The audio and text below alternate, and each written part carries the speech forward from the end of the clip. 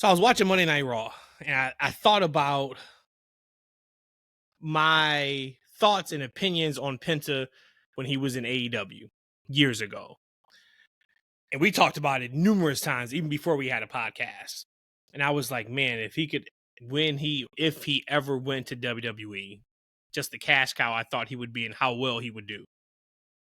And we are seeing it tenfold right now. This actually may be even a little bit better than what I thought he would be in WWE, because he really came right from AEW.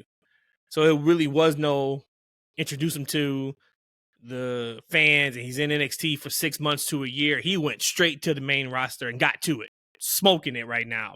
Super happy for him. But my question for you two is, who have you felt vindicated by? That's like that story for me with Penta.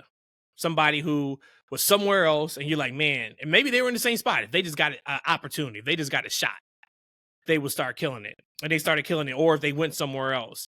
Cody don't count. Cody had to put about a decade in before he became who he was.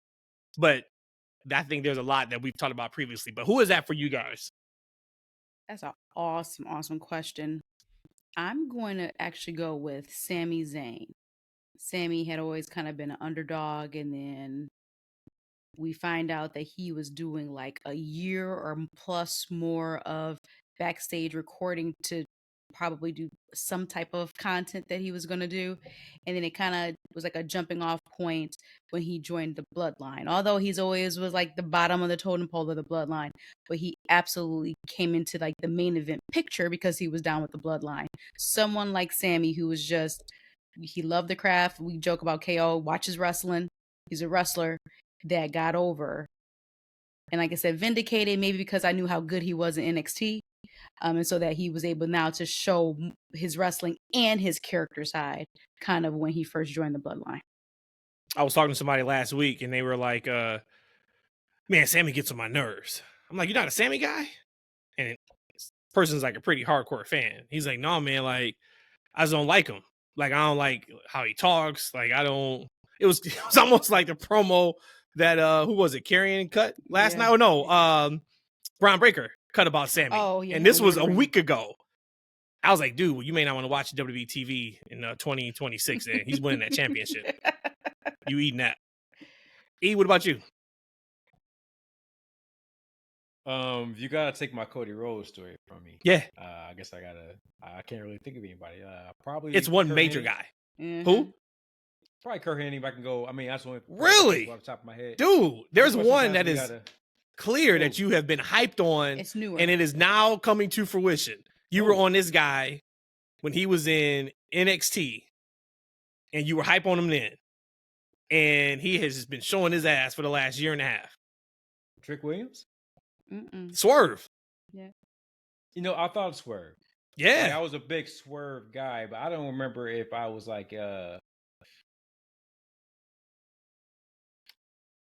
so like he was around the same guys like I like like Keith Lee, Aleister Black at the time. I'm like, yo, these guys just need opportunity. I'm not sure what's going on his TV.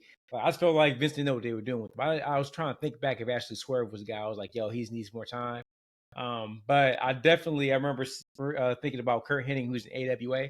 I used to catch AWA on TV kind of regularly when we was kids. Not regularly, actually, every now and then. And I remember seeing this dude, like, man, he is really cool. I'm like, yo, if he ever came to WWF, he'll be somebody. So fast forward, he actually goes and becomes Mr. Perfect. And I still feel like he was a guy who should have been champion. Like Should right been much now, bigger in than just today's IC. Yep. WWE, he definitely would have been champion by now. Like, right, he right size, right look, right athleticism, right ring style, everything. But definitely. Who was on top back then in AWA when you were watching? So, like, it was like some, I got a little bit of history as we got older about that show. Like, right around when Kurt Hennig was kind of on top is kind of when the company started bottling out. So the company was kind of on its way down at the time, but I think Kurt was the world champion at some point.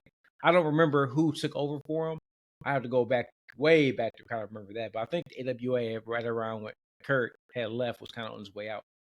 But he was one of the top guys when you saw him in AWA. Got it. Okay.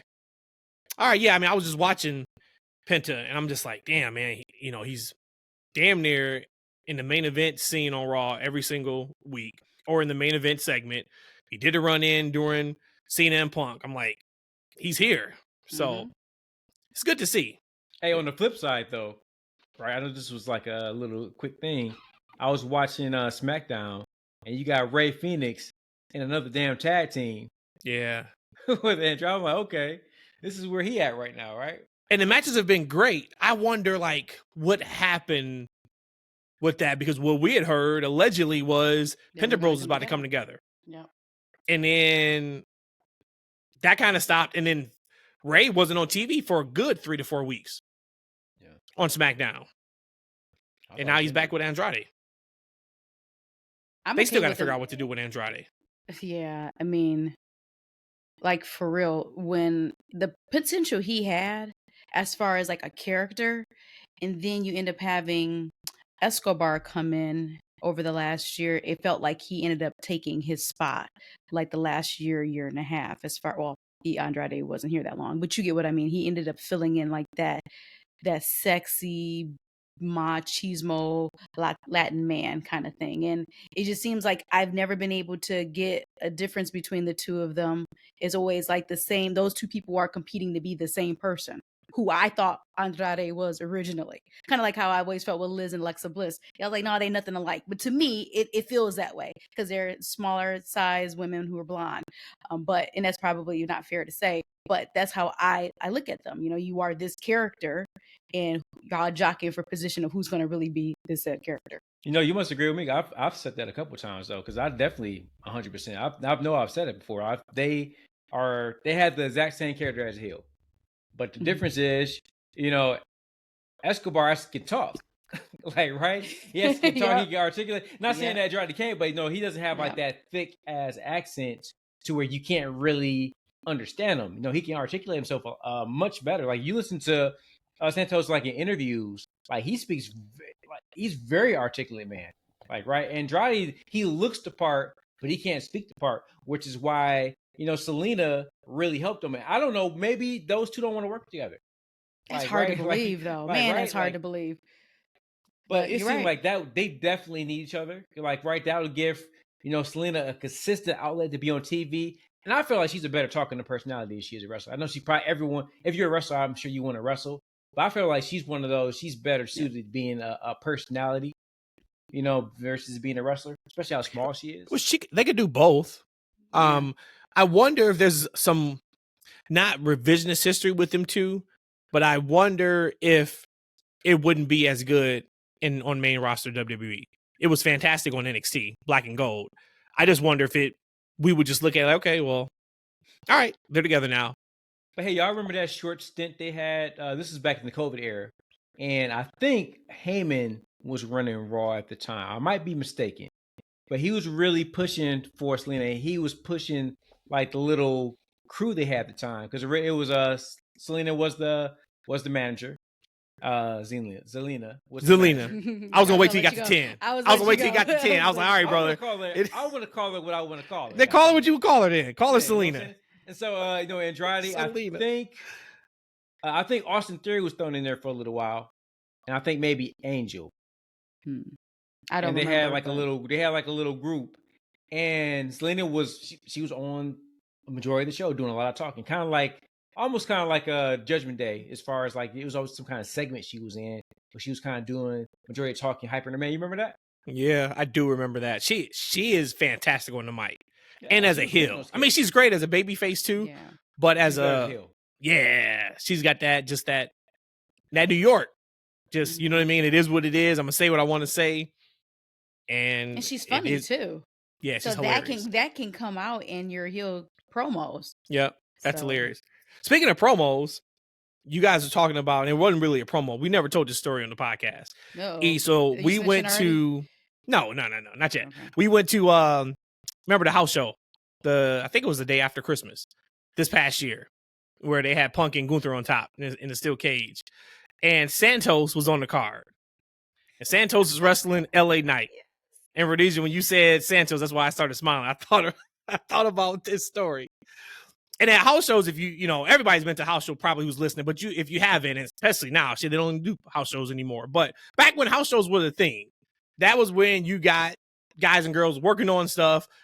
Majority of the time, they ain't got their real ring gear on, so they're working in t-shirts, Yep. right? Guys or girls, they're trying different stuff. So on this particular night, nobody in the world will ever be able to tell me that was not Santos Escobar in the ring in Chicago against LA Knight.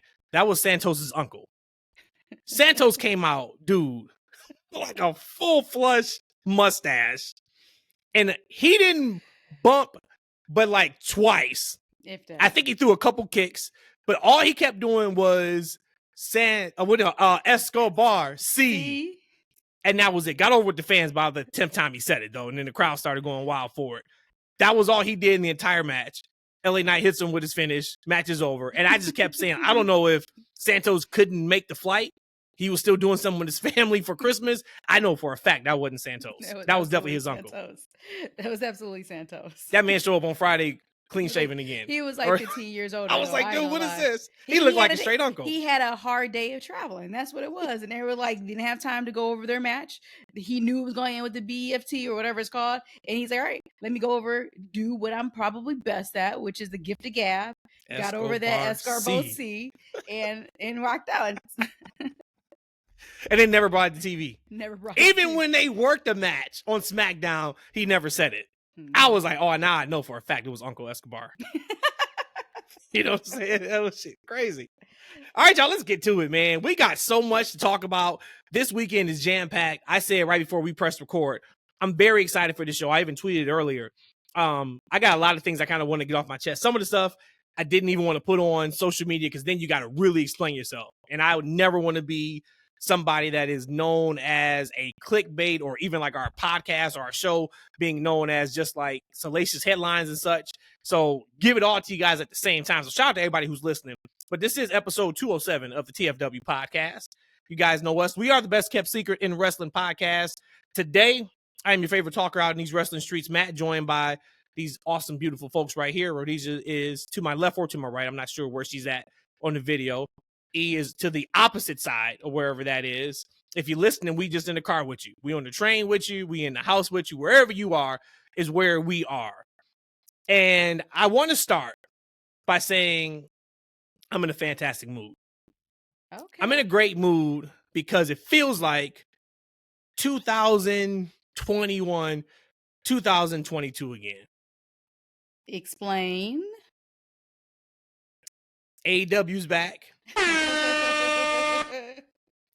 And Drake is back. Drake had everybody on the 4th of July locked in on the live stream. What Drake said? What did I miss? That's what Drake said. That same thing Tony Khan saying right now. What did I miss? Let's go. And we so back. We so back. I'm sitting outside on 4th of July. Hopefully everybody had an incredible 4th of July. Hopefully you got all 10 toes, 10 fingers. Hopefully wherever you live at, everything was safe and sound. You still not listening to fireworks by the time you hear this. Fireworks kind of stopped right around the 5th of July over in our neighborhood. But I'm sitting in the backyard. We cooking the hot dogs, the sausages on the grill, listening to music, relaxing. I damn near jumped out of my seat. I said, oh shit, I jumped up. I thought, and this is the first thought I've had of this in months. I said, damn, I ain't missed Collision yet, did I? We so back, E. I'm thinking about Collision, baby. We are so back. I'm ready. I'm ready to talk some All In. But yeah, man. Actually, the All-Star 8-woman tag match was great. That was a really good match. But yeah, I'm excited. I am excited. I've been listening to and watching a couple of interviews from AEW talent for All In. Of course, this is like their WrestleMania. We'll talk about All In. Actually, we're going to talk about the entire weekend, probably clumped kind of together after I ask you guys or tell you guys my thoughts on something. We're just going to kind of clump everything together, and wherever those conversations take us, it takes us. So we got a lot to talk about. And I have been saying last week, E kind of challenged me and said, look, man, you said in the 200s, you was going to let shit fly and let shit get off, but you really kind of haven't done it. I said, well, I don't want to be now looked at as like so anti-WWE. I'm sure our fan base has to be 90% plus just majority WWE. So one, I don't want to turn our fan base off in regards to talking, majority AEW. I'm never going to hide how I feel. But I will say before we get to this show, my critiques that I am going to have is just around creative. Outside of maybe like 2 talents, if we even get to those talents. I'm gonna step pretty tiptoe around some of the stuff, but Kairi Sane's got to get better. I'm not sure what's going on with Kairi Sane, but she's got to get better. I said she just need more reps. We talked about that for a hot second. She just need more reps with the ladies in the ring. It's been a while. Yeah, I think she's struggling a little bit right now, and she's kind of been struggling, but her matches just don't seem right. There's just always something that seems off with her match, and we know it's not Roxanne. And I got a great question for you guys about 4 women. It was a question that was on social media, and we're gonna get to that. Okay, but what I wanted to talk about was I kind of started with the Penta piece. Seth and Penta killed on Raw. To me, by far the best thing on the show. And Seth really isn't a fantastic TV main event wrestler. Like, all of his matches on TV are like really solid to very good. He shows out on pay-per-views, PLEs. That's when you really get like the Seth Rollins. I thought they showed up and showed out on Monday with him and Penta. But E, I know you've been super busy this past week. How much of Raw did you get a chance to watch? I'm gonna be honest with the fans and the freaks. I only watched the highlights, y'all. Big Daddy had a big weekend. Look, I impromptu had 6 children over my house all weekend long. When I mean all weekend, they came over Friday and they left Sunday afternoon. I didn't plan this, and this is when I don't know if you got other, men. How do y'all run y'all households, right? But anybody ask me shit, okay? Anybody ask me nothing. Like, why'd you have 6 kids over there, man? Well, I got my 2. And who were they? Okay, so you had them 2. I got my 2, right? Got you. My brother-in-law's children are here. For how many is that? Summer. They have 4. Okay, so they're staying with y'all. So they were staying. They were staying with us this weekend. Okay. And I remember my nephew Noah, he did what he's supposed to. He came to the man like, "Hey, Uncle E, can we spend the night tonight?" And I said, I don't want to tell little man no. I'll say, what? Oh, that's your fault. We'll see, right? I'm thinking they going home because I looked over to their dad and he like, "No, we going home tonight, right?" Katrina, it's like, no, all of a sudden, come 11 o'clock, we making beds for everybody, and I'm like, what? Ain't nobody asked me nothing. Like, right? So here it is, Saturday. The dad, he ran a 5K, and shouts out to him. I hope he gets shout to him for better. that. Yeah. I think he has COVID right now. He got that. He ran himself to COVID. Yes. Damn. I texted him today. I said, "Look, bro, law. Like, I heard you got that overfit, like marathon, like COVID that's going around in Atlanta, man. I hope you get better." But yeah, he feeling bad, right? So we end up having the kids all day on Saturday. So they're supposed to go home later that night. Katrina outside, we got like a little deck. She put out a TV out there. She got pillows out there. She got the little lights light up. She got the fans out there. It looks really beautiful, y'all. Beautiful, right? I'm like, it's 8 o'clock. What we doing? She got the fire pit going. So, I'm making the kids s'mores. It's like, it's gonna take a whole another hour for this. Now, what we had to take was it's like an hour back and forth.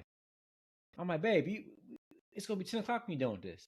So, no, I got it. 10 o'clock come, she making more popcorn for the kids. Ooh, let's go. I'm like, babe, let's go. This is gonna be a long night. So, long story short, I'm like, look, it's gonna have to spend the night again. So, anyways, I had the kids all weekend long. Big day, long day on Monday. After it's the holiday hangover at the job. So I got a little behind, but I did see the highlights, and the highlights were pretty good. Okay, so then before I get to, that's not even my main point, but kind of what I wanted to bring up before we get to just what this week and weekend looks like. What is on y'all's heart What did you see on either SmackDown or Raw that you like, man, I can't wait for the pod so I can talk about this?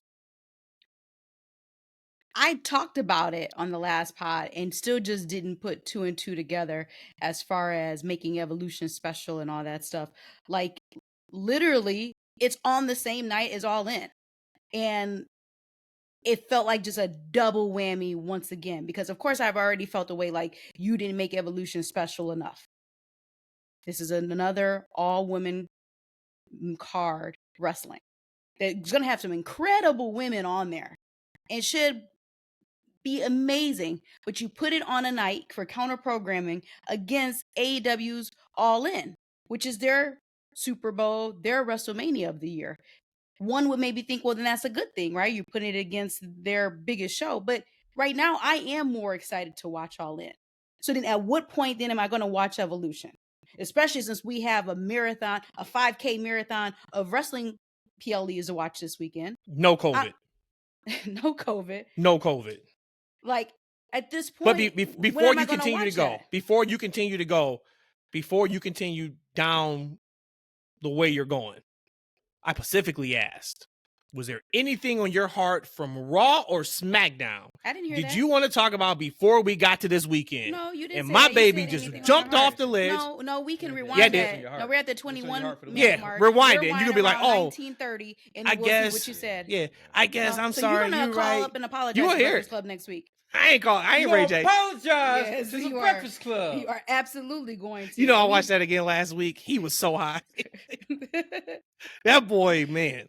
Hey, look, God bless. I honestly, I want to say at least once a year, I run that back. Oh yeah, you have to. You have to. Hey guys, if y'all, it's an inside freaks thing. Like, we bonded over Ray J going in on Fabulous on the Breakfast Club. Yes, if sir. You guys have never seen it. It's about what, 15 years old now? Yeah, it's got to be. Put up on YouTube. Love who you Put it love. up on YouTube.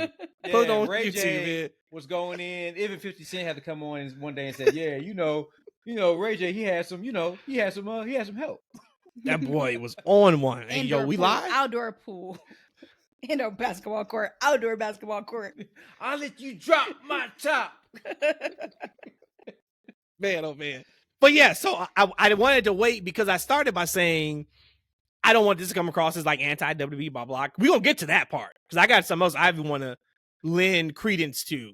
I have not been able to confirm if this is accurate, but if it is, it's another indictment on what you were just about to go down, Rhodesia. So anything positive from SmackDown or Raw y'all want to get to that you were super excited about, that you saw, that you were like, I want to talk about this. We maybe have a group name of Empire, maybe, just because Paulie mentioned it like 3 or 4 times. So we might have a name for the group. And he's the Oracle, right? He's the Oracle now for Seth Rollins. Yes. I've heard that, once or twice now. Yep. So he's the Oracle. I What's got the- good what's- stuff, man. Go I ahead. watched, Go ahead. Them highlights, Mhm. and it was good, man. Like it's about, so you go on WWE YouTube, they give you the highlights from Raw and SmackDown, right? And it's about 12 minutes each. I was going to ask you which one you watched because they got the 5-minute one and they got the 12-minute one, and the 12-minute one is the one you got to get to. If you watch the 5-minute one, you get nothing from it. All you getting is finishes and like 5 seconds of a promo. You got the 12-minute one. You all right? You kind of locked in. Yeah, you kind of locked in. When I watched, I'm like, man, it made me feel like those are some good shows, right? Now, it's, instead of watching the 3 hours or 2 hours of content, you watch the condensed version 12 minutes. But goddamn, I mean, it's some highlights in that, man. And I'd say this though, because like as I was watching it, like so many people watch and follow the shows that way, right? They follow on socials and YouTube. You're seeing the highlights and you're seeing the clips, right? So when we get like into the nitty gritty and the details of the show, like even like a lot of the hardcore fans, this is how they're following these shows on a regular basis. Because we're going to talk about this weekend, like the marathon of wrestling that's going to watch. I just don't think the average person can watch or is willing to watch that much wrestling, right? They're going to pick the show or two maybe that they want to see, and that's going to be it. Yeah. Like, right. So as we're talking about it, and here's the thing, here's another great thing about the show, and I think we're becoming one of those shows too.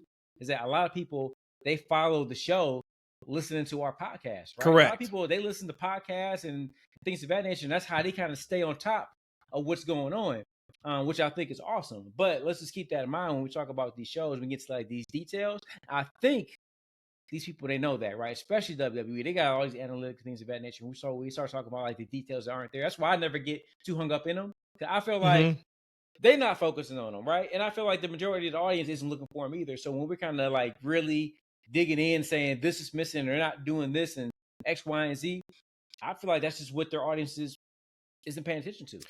And you're right. You are 100% correct on what you just said. A lot of times people, and this is just content in general, right? Like even our show, we still on the march to 1,000 YouTube subscribers.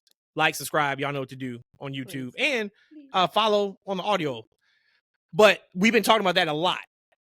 I think we're at 804 as of this recording. We have in the last 30 days in views, we have 13,000 views in the last 30 days on YouTube on our content. Hey. So that is almost exactly what he's talking about. The followers are the people that watch every show, right? They watch it on USA Network. They watch it on Netflix. They watch it if it's AEW on TBS, TNT. The views are social media clips, YouTube, right? Those videos. So if you look at, somebody will look at our page and say, okay, they have 800 followers, but we got whatever I just said. I'm sorry. 13,000 views in the last 30 days. That's kind of what some people do to follow what's happening right now, because it's a lot. And to your point about WWE, we talked about it a few weeks ago. Every 2 weeks, big show, major show, big show, right? And that's a lot. And then there's times where you can get desensitized to what you're watching. Absolutely. You can just get kind of used to what you're watching. And that's why I do want to be careful of how we do come across. If something is shit, we still gonna talk about it as being shit. I just don't want to lead with shit when there is good things to talk about. Like one of the things I was super excited about was watching Braun Breaker cut his promo last night in front of the live audience. Looking at him, knowing his heart rate was probably 186 beats per minute. He's trying to be me. That's what he's trying to be. He was trying to calm down from being you. But it's one of those like sink or swim moments, right? Not like everything is on you to go cut this promo. Like, so if you botch it, if you don't do well, it's over for you. But all right, man, it's time for you to have a live mic and go out there and cut a promo. We're all gonna cut a promo. It's on you. And you could see it. Like, he got lost a couple of times. But to me, that was also a little bit of the beauty of it, because it was still a good promo. I don't need him out there cutting 15-minute promos and speaking articulate like a Seth Rollins or a Paul Heyman. That's not his thing. He is an ass kicker. So if he flubs, he's Scott Steiner. Scott Steiner never cut a clean promo. Ever. And that's what I like to see. You hear how he ended his promo with a squeal? That was hilarious. I'm telling you, I guarantee if he had an Apple Watch on, they'd be like, why is your heart rate higher now than when you run 23 miles an hour, hitting them clothesline and spears around the ring, man? Exactly. So I thought that was great. Of course, I loved Karrion Kross getting the reaction that he got. That's also in what I want to talk about in terms of they may be becoming in a dangerous area right now with WWE. But it was some good stuff. I enjoyed on SmackDown watching Jacob and Jimmy, come together. I thought that was cool. They got to be careful with Jacob's slogans, though. It was okay. And Rhodesia even looked at me after he hit the, you good with getting in where you fit in. And she looked at me. She's like, are you good with that? I was like, yeah, that was cool. But I don't need Jacob just hitting one-liners. You know what I'm saying? Like, just he's cool because he was authentic. But if every time we hear him, he hits the get in where you fit in and yada, I mean, it's going to be like, all right, man, it loses a little bit of its luster. Hey, I do got to say this, though, man. Like, people like redundancy. People like one-liners. Like, it is what it is. Like, right? When we talk about, like, and you know what, Matt? You said it best one day on this show. We're talking about mainstream rap. Like how it's more simplistic, the snares, the drum, like it's real simple, it's bouncy, it's catchy, and it's about the hook. Like, right? It's not a lot of stuff. Like, people like that kind of stuff. So when we say be careful, look, like, it's a formula. Like, right? People like basic. And they like, and here's the thing, people also, as we see, like with Jey Uso in his entries, like, people like participation. Yeah. Like, right? So they know what he's going to say, and it's a certain thing he's going to say. They love chanting along with it. They love joining in with it, right? They love that type of stuff. So when we say they gotta be careful, man, I disagree based on their type of audience. I think any of those audiences, to be honest with you, I think if you look at AEW, like like with Ospreay's like entrance, Mm-hmm. Ospreay, he does the point and they join in. Like, I think that's awesome, and the crowd is here for that type of stuff. And people love chanting. Well, that's one of the things I want to talk about. So, I know I am on an island. I am going to preface myself by saying that. I know I'm on an island.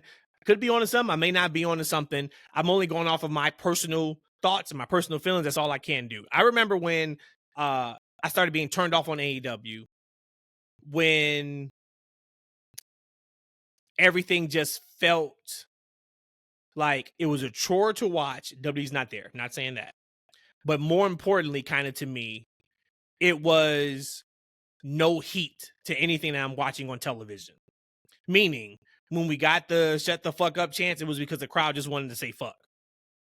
When something happened in the match and the crowd is chanting, you sick fuck, they're looking just like I am right now. You sick fuck. You sick fuck. There's nothing behind it. We're just saying it because it's cool to cuss and it's cool to chant, like he just said. And I was watching Raw last night. And typically when a crowd is loud all night, we call them hot. Now I come on here and say, shout out to wherever the city is. Hey, they were all about it. And I think they were in Connecticut? No. Where were they at last night? I was Connecticut. I can't remember. Wherever they were, doesn't matter. But I got a lot of, we're just here to have a good time. And I think that could be a dangerous area for WWE. Is we're just here to have a good time. And I love people having a good time. That's what this whole thing is about. If you're not having fun watching wrestling, stop. Right? We got a podcast. That's how much we love this thing that we do. So we're going to look at it and peel back layer upon layer upon layer and get to it the way we get to it. But take the opening promo, for instance. Seth comes out. Seth should be the biggest heel on Raw. Huge pop. Everybody's singing the song. Talked about that before. Got to change the song. They're working on it. We know that. But we had that moment. Okay, cool. Then we get chants of everybody in the ring, along with Roman Reigns chants, CM Punk chants. I can't remember everybody's chants, but we're chanting for everybody. We just having a good ass time on this Monday Night Raw. And I can't even say the crowd was good because they gave nobody heat, right? And it happened throughout the entire night. So we got that, where I'm like, okay, Seth should be the biggest heel on Raw. If the heels don't have heat, kind of don't have a lot to go off of on TV. You don't. And that's why Roman and Cody was so damn good.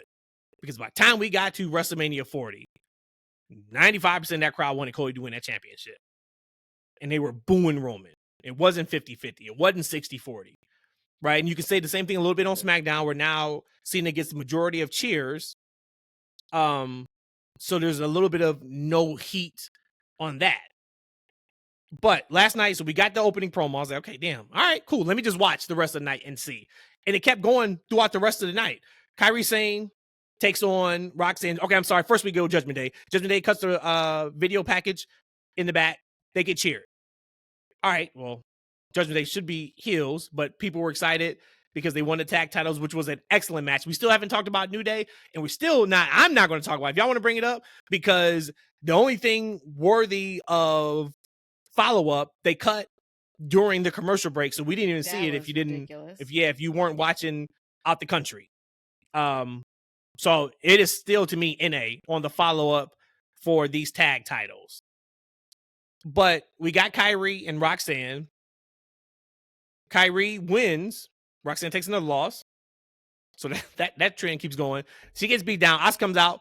They get beat down. They go in the back and they demand they're part of the match on Evolution. GM gives them the match. They just got beat down now. They walk away dancing. All right. So instead of being upset and saying we coming to get that ass on Sunday, they walk away dancing. All right, cool. We just having a good time. I got it. Hey, but you know Asuka gonna dance. Asuka gonna always dance. No, Asuka was not dancing when she came back the first time for her injury, and they kind of repackaged. Remember, we thought we was getting the Japanese Asuka and the killer with the green and all that. She stopped her dancing. Okay, so now we back to that. All right, cool. Karrion Kross comes out and beats up Sami Zayn. Yep. Thunderous. We want Cross chants. While Karrion Kross is beating up Sami Zayn, who should be one of the more beloved baby faces in WWE. I have no problem with Karrion Kross getting cheered. We love Karrion Kross. I hope he gets cheered everywhere.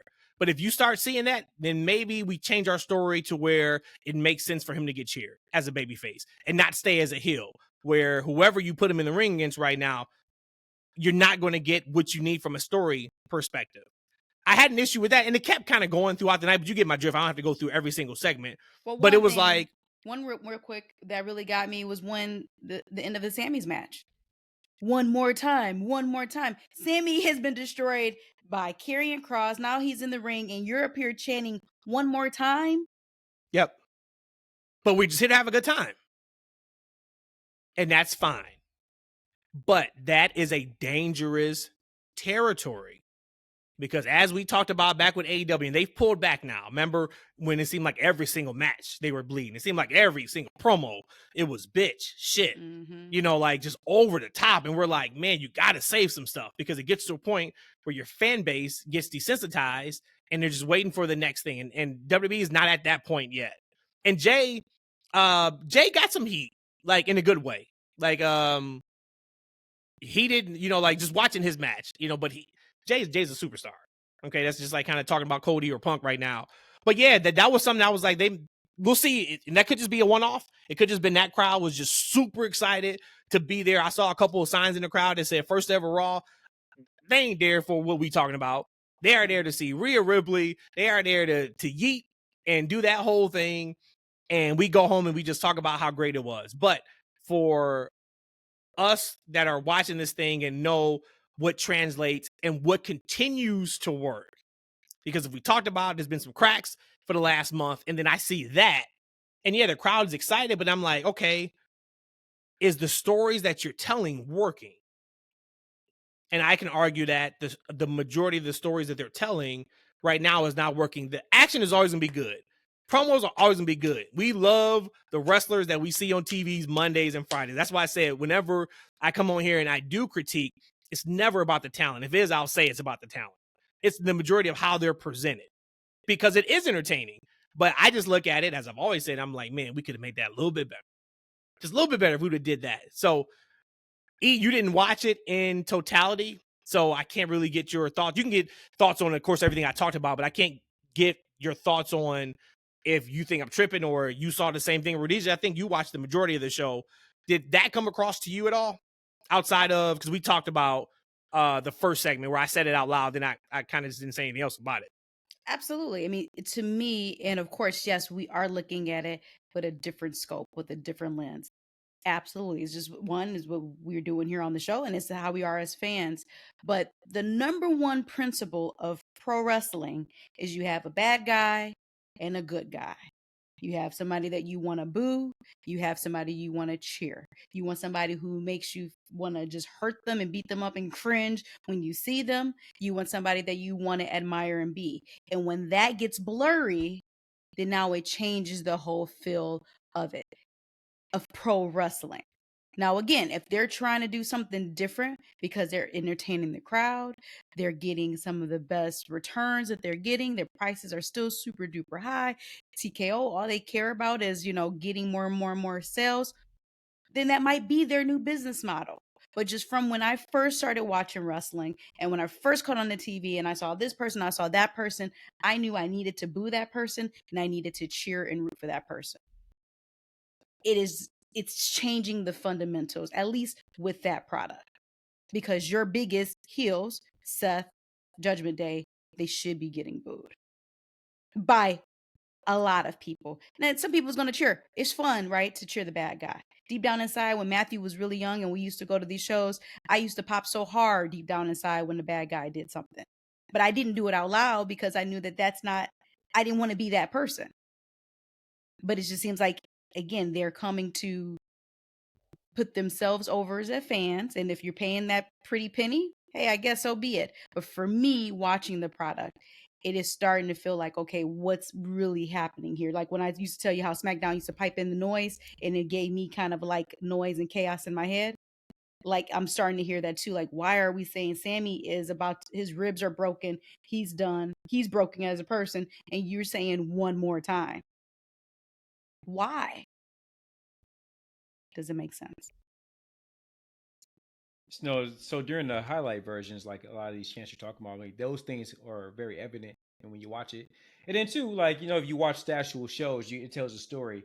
I think there's some. I'll disagree to a degree that this is anything close to what AEW and the way they position their heels and baby faces back in the day. To me, a lot of times the heels were trying to get over.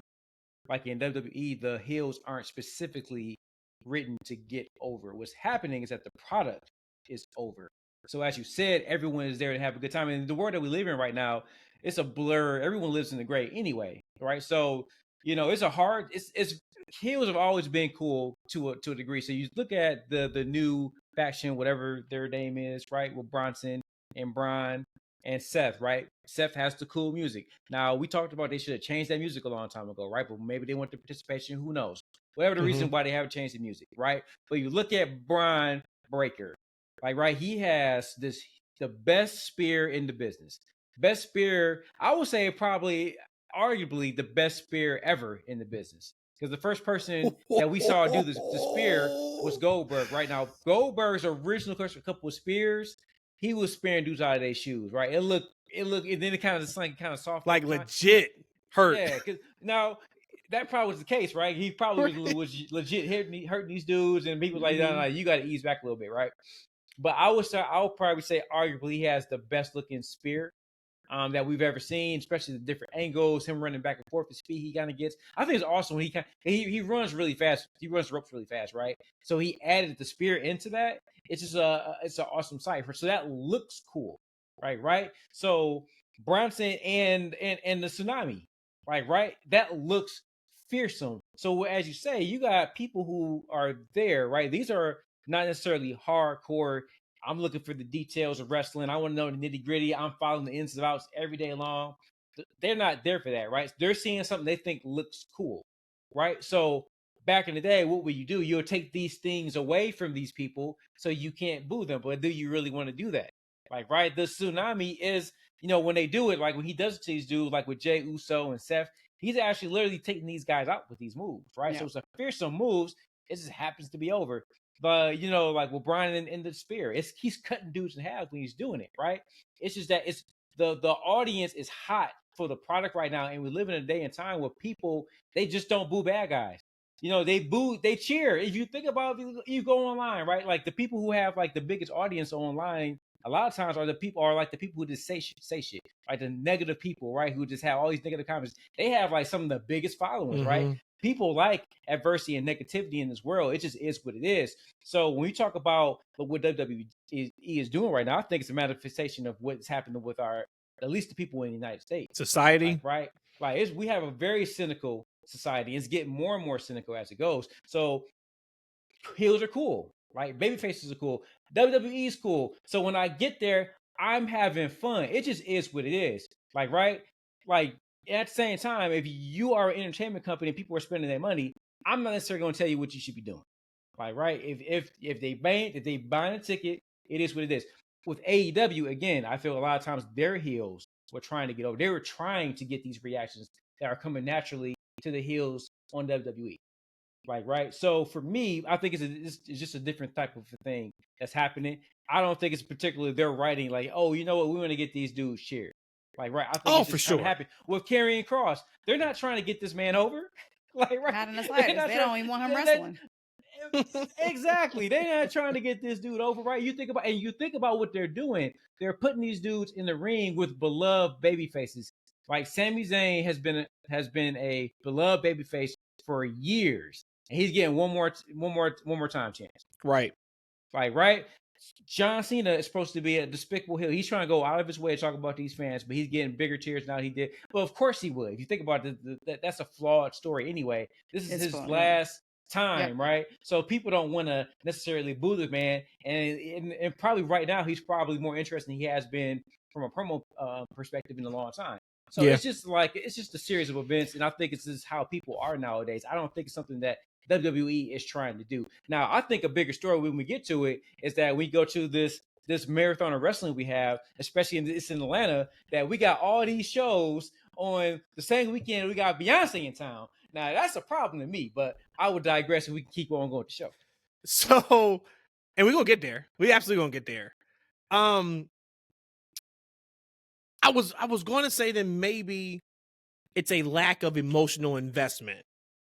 But I don't think that's the case, because I think fans are emotionally invested into everybody, unless they're not.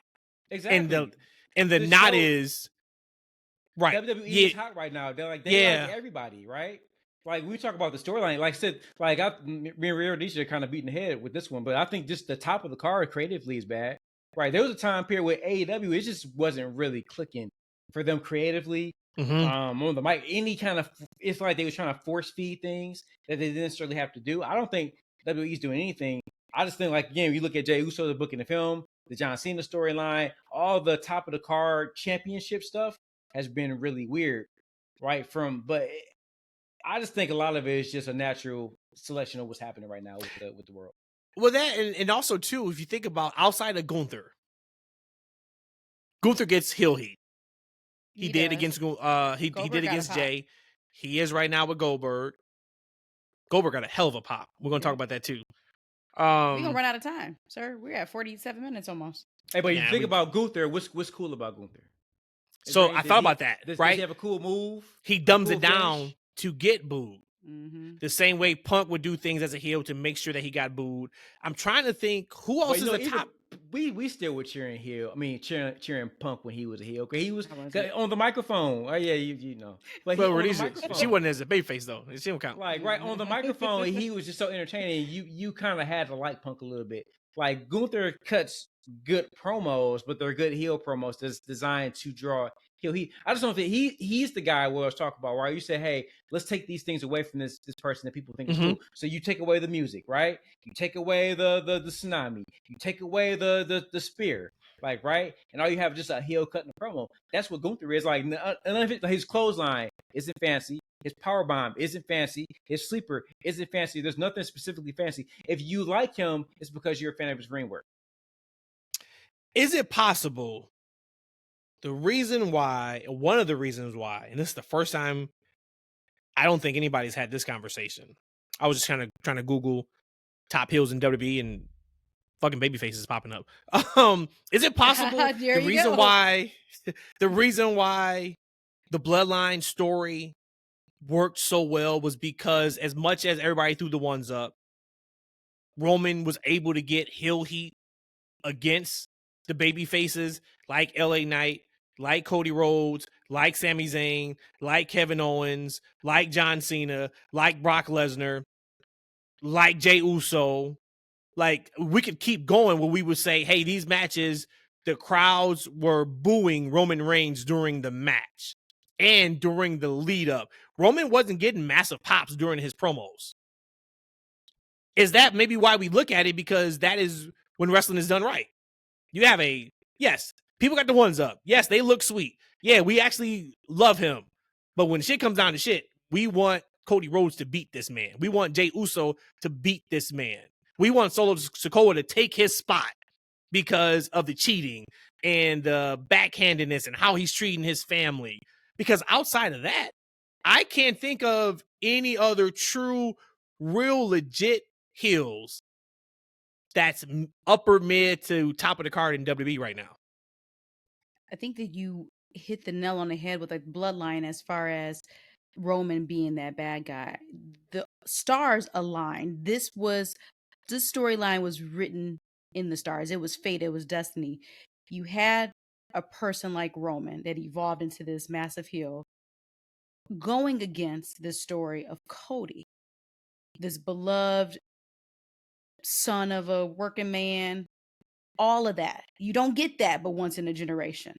And they all came together. It was a perfect culmination of all of this coming together. They did a beautiful job, whether it was Heyman, whether it was just the writers, of bleeding so many people into the Bloodline storyline. I knew whenever this Bloodline storyline was over, it would be a hangover for quite some time because perfection almost is what we were seeing in a storyline.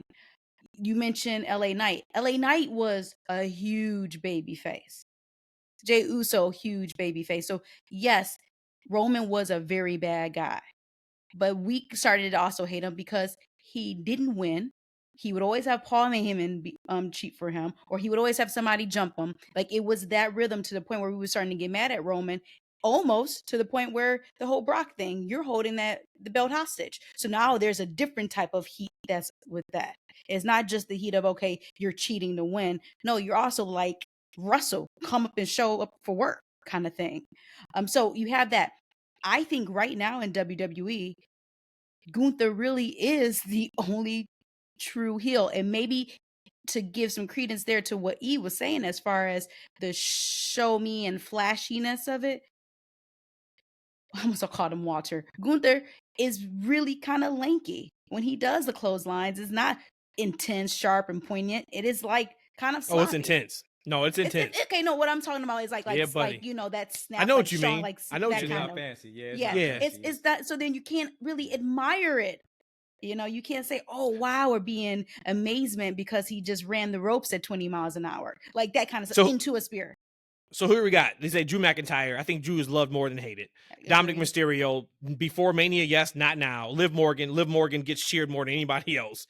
Logan Paul's the heel. He's a heel. Okay, so we got Logan Paul. But they have Chad Gable in here. I don't think it's Chad Gable. Solo Sikoa. Okay, but I said upper mid card, main event. I don't think that's where I think Solo is right in the mid card. Mm-hmm. That's the best you got. Like legit. I mean, that's the best you got, man. Everybody else is a babyface, or they're being cheered. I mean, you got to really start digging deep and saying like Nia Jax, like even Naomi, best run of her career as a heel. She's loved. She's loved. People are playing along with Naomi at this point.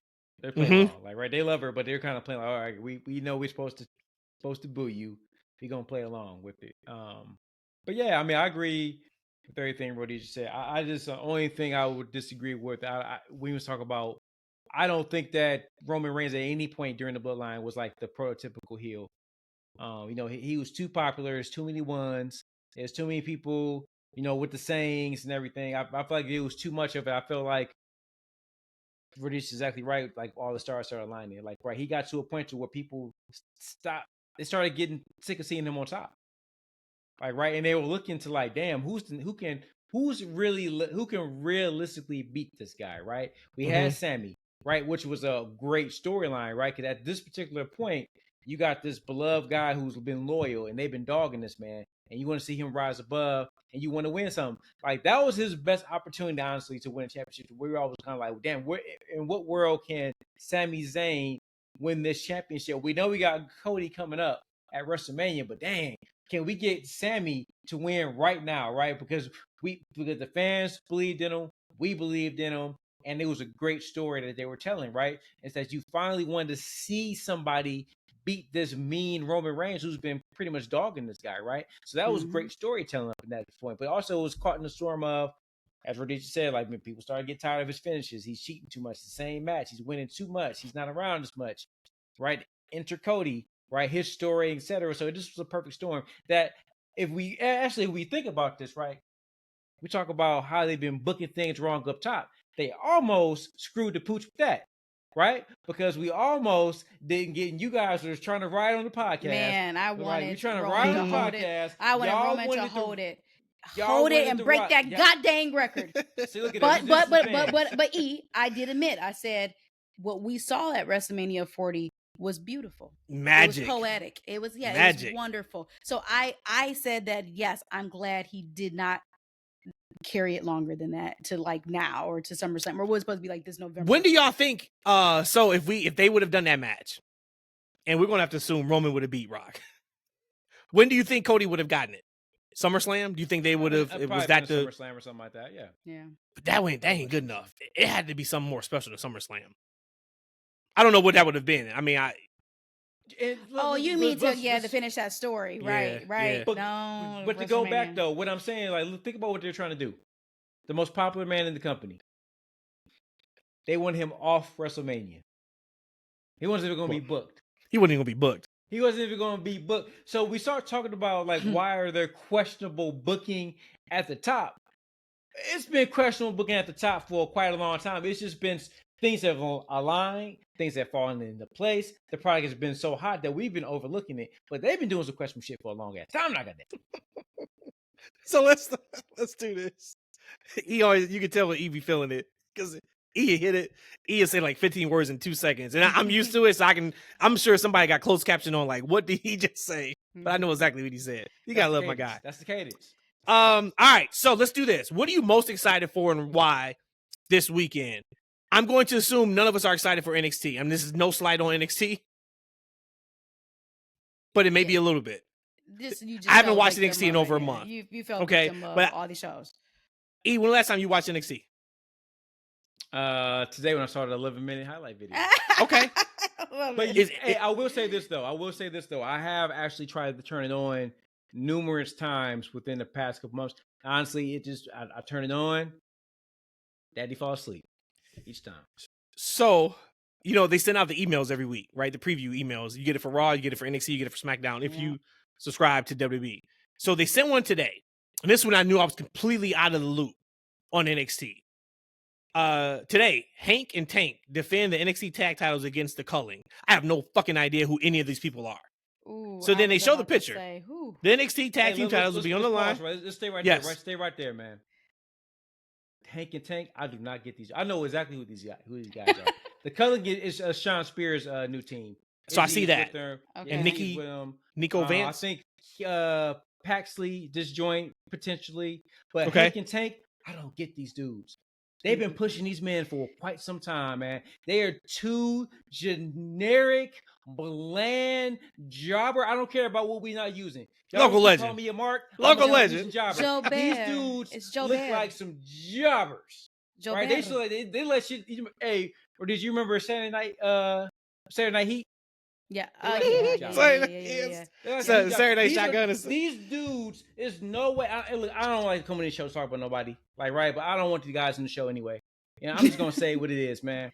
Like, there's no way these dudes are going to be called up and do anything. These dudes don't wrestle good. They look like they got these jorts, man. Like, I don't get why you have a thing with jorts. You have a thing. So they're baby faces? Yes. Okay, I just had to pull it up. Wow. Too. Okay. They're not funny. They don't have good micro. I don't get it. Why? I don't know why these dudes. They've been getting wins for a real. I know the division is short. I don't remember them, man. These dudes been getting pushed for a minute, man.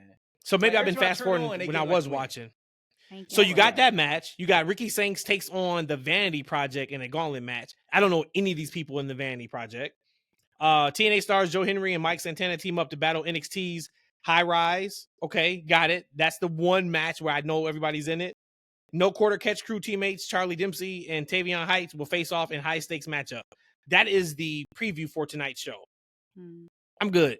Like, once again, no knock. I'm good though. So, what are you most excited for this weekend and why? Out of Saturday night's main event, Evolution, and All In, which show are you most excited for? Which show I'm most excited for would be no doubt All In. Again, I'm just so why does it have to be Sunday night? That's just kind of like where I'm at right now. But All In is Saturday afternoon. Well, fantastic. So then it's even better. Wonderful. Sad. So why are you most excited for All In outside of Saturday night's main event and Evolution? Same reason why I would be the most excited for WrestleMania. So even leading up to this year when we were talking about the build of WrestleMania and the excitement and all that, blah, blah, blah, like there could have been other companies that was more exciting, more entertaining than WWE, but it's still WrestleMania. It's still that feel. It's an electricity. It's an energy force that is just out there. So the videos you're watching of the people that's having their press run this week, there's excitement behind that. So just from that alone, that they're going to be my most excitement. Okay, makes sense. I'm not excited for anything. Sheesh, we got a marathon, and you're not excited about any of it. Nope. Now I would say, I actually do watch AEW pretty regularly, but honestly, the way I watch it, I don't. It's on, but I'm not paying attention to probably the majority of the show. But what I do catch, I really enjoy. I gotta tell you, I've said it before. Like, man, like WWE, watching it and following it as much as we do. I don't. We said the show gives you what you need, right? Then you're like, I don't know if it necessarily gives me what I need. I feel like, all right, it's like, all right, I like pizza, like, right, and the wife already gave me some pizza, like, right, and it was cool, like, right. You put some more pizza in front of me. I like the pizza, but I'm kind of good. I just had it yesterday, like, right. And then you brought it to me the other day. I just had a pizza. That's how I feel when I watch AEW. It's like, all right, it's like it's good pizza, but I just had some okay pizza that was just fine the other day. I wouldn't necessarily say I was fulfilled. Now I was wild, but it doesn't necessarily make me that excited to eat more of it. And that's where I'm kind of right now. I feel like right now there's WWE floods with so much content. Like, right, if you like it or you're not, I feel like it kind of like makes you kind of like it lessens my excitement to get more of the same thing. But when you look at the card, the AEW card absolutely is more superior than anything.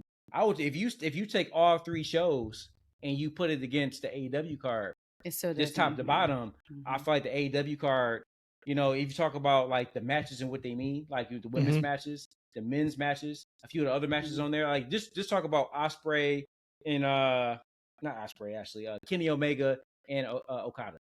Like, right, unification match. You got the women match. You got Adam Page and John Moxley mean something. And Marina Shafir, man, she's on a good run right now as a woman. The women they get their look. I think she's a little bit older than typically women usually get that spot, but she done hit it, man. She looks great in the show. But when you compare the shows, like AEW definitely has a better lineup than all three of the WWE shows combined. Which they should, because this is like their WrestleMania. Because then that'd be a whole different conversation. If not, like, damn, your lineup can't even be beating a throw together Evolution card and a Saturday Night's Main Event. For me, it's what? Go ahead. You still should look at those cards, man. They have too much talent to say that. Okay, these cards, they can't stack something up against like their card. Right? You got some of the most recognizable wrestlers in the world. You can't put on a card that can stand next to that. Because you just put it on 2 weeks ago. Not when the story's not there. 4 weeks ago, and then not when the story's not there. I'll give you a perfect example. I saw online yesterday, you know how people start their fake campaigns, right? And I started seeing, maybe on Sunday, Triple Threat Women's IC match has got a main event Evolution. Lyra, Becky, and Bayley. And there's no knock on. There's no knock on that, yes. But how can you say that over Io and Rhea?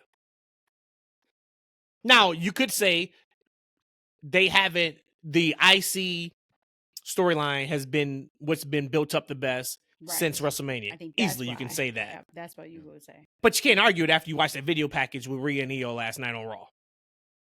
After you watch that video package, you say, oh no, that's the main event. Two of arguably the best women wrestlers outside of Bianca Belair in the entire company getting a one-on-one match. Rhea's never beat Io. Io ain't never had a bad match. Rhea ain't got no bad match. We get to watch Rhea wrestle. We only get that about 6 times a year, so we got to appreciate it and love it. That's the main event. But my point in bringing that up is, if they didn't show that video package, I wouldn't be as invested in that match. Like, you got to get me excited for these matches. And for me, it is by far, in a way, AEW. I'm more high on AEW than I've been in at least a year. Like, legit. Like, I was kind of joking earlier when I talked about, we're back. But I'm joking, but not really joking. I think we back. But I'm really high on AEW right now. I'm enjoying their shows. I know the word was Tony Khan was listening to a lot of other people surrounding creative when I thought the show was shit. And he is now back to he's writing this. He'll always take advisement, but like he's writing. And the shows it feels like it is a completely different ran television product. You know, I put them over last week when I talked about the video packages and the things of that nature and how they, you know, go from one segment to another. They're doing a really good job. And if you look at, to your point, this card is stacked. And when we get to like, what do we care about on these shows? If anything, you already answered that question. That was my next question. When we got to like, because we're not going to break down every single match on these cards. We'll be here for another 2 hours. But when I look at the card, I'm like, this is what this show should feel like. When I look at Mercedes and Tony, it feels like it's Mercedes and Tony for the AEW World Championship. When I look at Moxley and Hangman in a Texas Death Match, it feels like Moxley and Hangman for the championship in a Texas Death Match. You've given me enough to where I am completely invested. You have got me back invested in Kenny and Okada, more so because Kenny came out and said like he ain't got many left in him. And I guess his body is absolutely beat to shit. To the point of that's why they ran that injury angle a few weeks ago where he was coughing up blood and stuff to get him off TV so he didn't have to do anything physical. Hey, man, his body's fucked. Did you see his interview? Or did you see snippets of it? I saw some quotes of it, yeah. Man, he's in a bad way, bro. He said that right now, like, if he wrestles sometimes, he's like in the bed for days afterwards. Sounds like football players, man, like when they know it's time to retire. I'll never forget when Calvin Johnson said, he talked about how it took him like 45 minutes to an hour to get out of bed every morning. Like just to get out of bed, it took him that long. And you think about Kenny, and this is where, you know, to hell with everything I've said over the last hour and 5 minutes, right? Because this is all that matters, is these people are putting their lives on the line for our entertainment. Yes, they're getting paid for it, and they're getting paid handsomely for it. But at the end of the day, they have a love for this. They have a love for falling down and hurting themselves. They're a little messed up there. Because that is in essence what wrestlers are, right? Yeah, right. They're stunt people. They ain't got a net. Yeah. And it's like you look at Kenny, and Kenny absolutely reinvigorated my love for professional wrestling with him and Okada when they were in JPW. I tell the story a lot. I remember, and I've never did this before this, I remember watching that match. Me and Rhodesia was on vacation. And I remember taking my iPad and going on the beach to pull up that 30-minute match that they had. I think it was in July. It may have been Dominion. It was like their second or third match. I was so locked in. I watched that match on vacation. Now, some people may say like, oh, we always bring phones. For me, that's not a thing. Yep. Typically, I am disconnected when we go on vacation. So for me to bring my tablet to watch a match for New Japan and be locked in on it. So I just say thank you so much to Kenny. We had a chance to meet Kenny. Actually, Kenny and what's his name? Ibushi at the same time. So I was able to tell him, you know, how much I appreciate him. But he destroyed his body. The style he worked in NJPW is the reason why his body's in the shape it is now. And it sucks, and it's a crime that his best wasn't in AEW, where the vast majority of people could see him work. But shout out to Kenny. But when I heard that, I was just like, okay, now knowing that he is still that bad off, I am locked in. Whenever he is saying he's wrestling, I don't give a damn what the storyline is like. I'm here because who knows when we get him again. Tears in his stomach, and he said like when he's wrestling, he's just over and exerting himself, like those tears they reopen. Damn. And he said, you know, it's painful. And so that's why I'm like, when he was saying that, I'm like, damn, this dude's out here, just as you said, just putting his body on the line, you know, for us and to enjoy, man. It's just like, wow, because I don't think I would be doing that shit, man. It's hard, dude. Yeah. It's hard, right? And then think about now knowing that. I'm locked in even more because you know if it's him and Okada, they both know what that means. For them to wrestle each other, they know their legacy, they know the tradition, they know this is the biggest U.S. show in AEW history. We got to go out there and show what and who we are. So now we know how he's gonna be feeling come Sunday and Monday morning, evidently, if his body is beat up like that. But yeah, so for me, it's absolutely all in. Kudos to Tony Khan and AEW for riding the ship. It took a long time. for me to get back on board. You know, I came on here and gave the AW's Dead to Me speech in November of last year. And I kind of started watching them again right around March a little bit. And then about May is when they really kind of got me, okay, I'm interested, I'm intrigued. And in June, I was like, all right, they're doing some really good stuff. So how do you guys want to, before we preview these 3 shows and how we're going to do it, y'all want to do this women's question now, or do you want to end the show with the women question, the ranking? Do the women's now. All right. So there was a tweet that came out and all it said was rank these 4.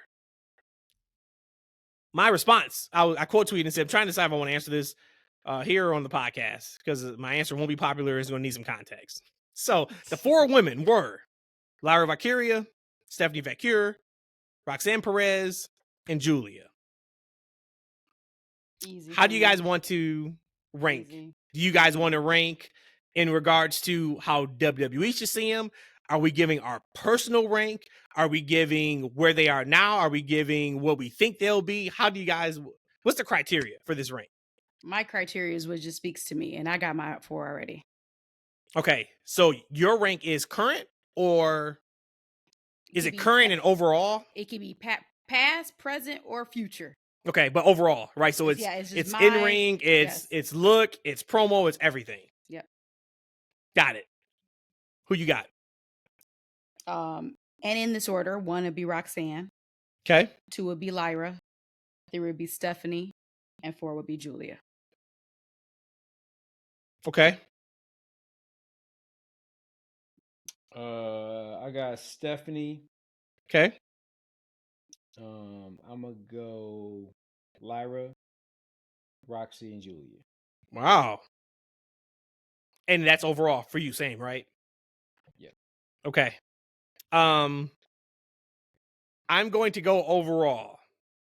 Also, I'm going to go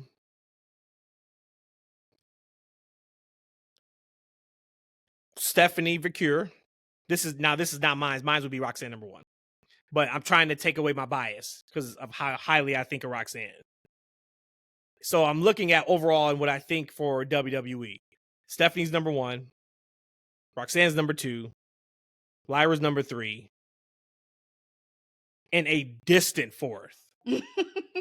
And the reason why it would not have been popular because I would have used all of the characters on X to hit that enter button. So like it looked like this all the way down here. And then Giulia's name would have been down here. Sheesh. And it is not a fault of hers. They got some work to do with Giulia. I think they're on a track with her being the champion right now on SmackDown. But if you look at those other 3, and Lyra, she's, I mean, you know, hey, I think right now she's kind of known as like the worker. You know, she's getting better. She's got a lot of grace with the fan base for sure because of what she's been doing so far. And ever since she's been called up, I just think they got a lot of work to do with Giulia. I remember we were at the first NXT when they went to CW in Chicago, and it was actually her and Roxanne for the NXT championship. Correct me if I'm wrong, Rhodesia. I think it was Roxanne. I know in fact it was Giulia. Right. Okay, and I remember watching the match, and I wasn't blown away. And I said to myself, well, it's not Roxanne. I know it's not Roxanne. Whoever the champion was at the time. And then I was like, okay, well, maybe they don't have chemistry as much. And hey, it's the first time we really saw Giulia on US soil. Okay, let's see what that looks like a little bit in terms of really getting her legs up under her. And like, I think she's going to be fine. I do. But if you're talking about those 4, I think those 4 are vastly above her right now. And it could just be comfortability. But yep, that's mine. All right. And I would love to hear everybody else's. Mm-hmm. I would love to hear everybody else's thoughts on the entire show, of course. But you guys know what to do. Send the messages, put them in the YouTube comments. We got so much that we talked about on this show. Giulia take it so wild. I want to let you have it. I knew that's where you were gonna go. But yeah, it's really wild. You think so? Tell me more. Hell yeah. She's a much better wrestler than you give her credit for. She has a much better looking overall aura than she's looking for. And on top of that, she actually has the investment of the company, so they're actually pulling for her, right? So I think she's just gonna be fine. But on fairness, you marked her as 4 too. You did, brother. I mean, so let's just be. We're not the XXXXXX like Matt all the way at the bottom, Giulia. This is what we do, right? So we got 4 people. Somebody got to be 4, of course. So, but what I'm saying is, out of the 4 people we mentioned, I'll put her 4. That doesn't mean that she's trash. That should be out of the 4. She's 4th on that one. I'm not going to go on X and add points to the bottom of the thing. You wouldn't hit the enter about, right? 26 times. You would have done that. That's just me. That's just me. No, did it I'm not doing none of that. I'm saying out of the 4. What made you? I know you said before Roxanne got officially called up, you said you need to see more from her. You thought, of course, she can work in the ring. She's incredible. But you said that she was missing like the character piece. You feel like she just needed something more. You put her 3rd, below Lyra. Yeah, what has she not shown you over the last few months to where you wouldn't have had her 1 or 2 yet?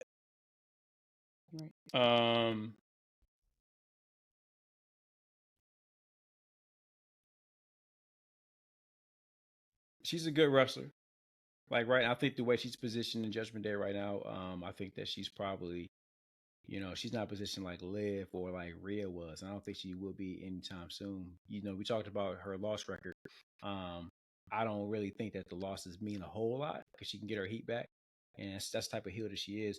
I don't think that she's presented in a way that is going to be a top heel or female on that brand currently. When I look at the ratings, I feel like she's undeniable. She's going to be undeniable. The popularity is already there, right? With very little exposure or explanation. You think about Lyra, she obviously is in a big position right now in this triple threat match right now. She's actually doing really well.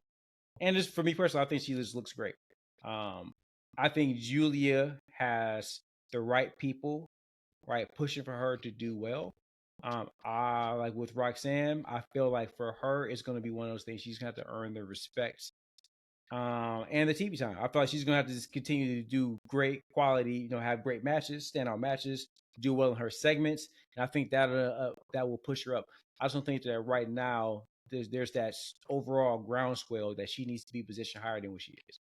Got you. All right. Good stuff. All right, y'all, let's get to this weekend. Let's just look at Saturday night's main event, Evolution, and then we'll do All In. Rhodesia, pull the card up, and let's do it this way. S&E? Let's just say, what matches do we care about? You'll say a match. We say we care about it. We give, 30 seconds to a minute on what we care about and what we're interested to see. If we say we don't care about the match, we keep moving to the next one. All right, let me get that pulled up. So far on WWE, I'm only seeing 3 matches on Saturday night's main event, which is the World Heavyweight Championship with Gunther Goldberg. Is this as of when, you be pulling up some old stuff? This was as of when we hit record. Actually, because I was still preparing when you hit record. So it was already after we hit record. Hey, we're live, pal. Time to go. Yeah. It's funny, I do that. We're not even live. We can start anytime. It doesn't even matter.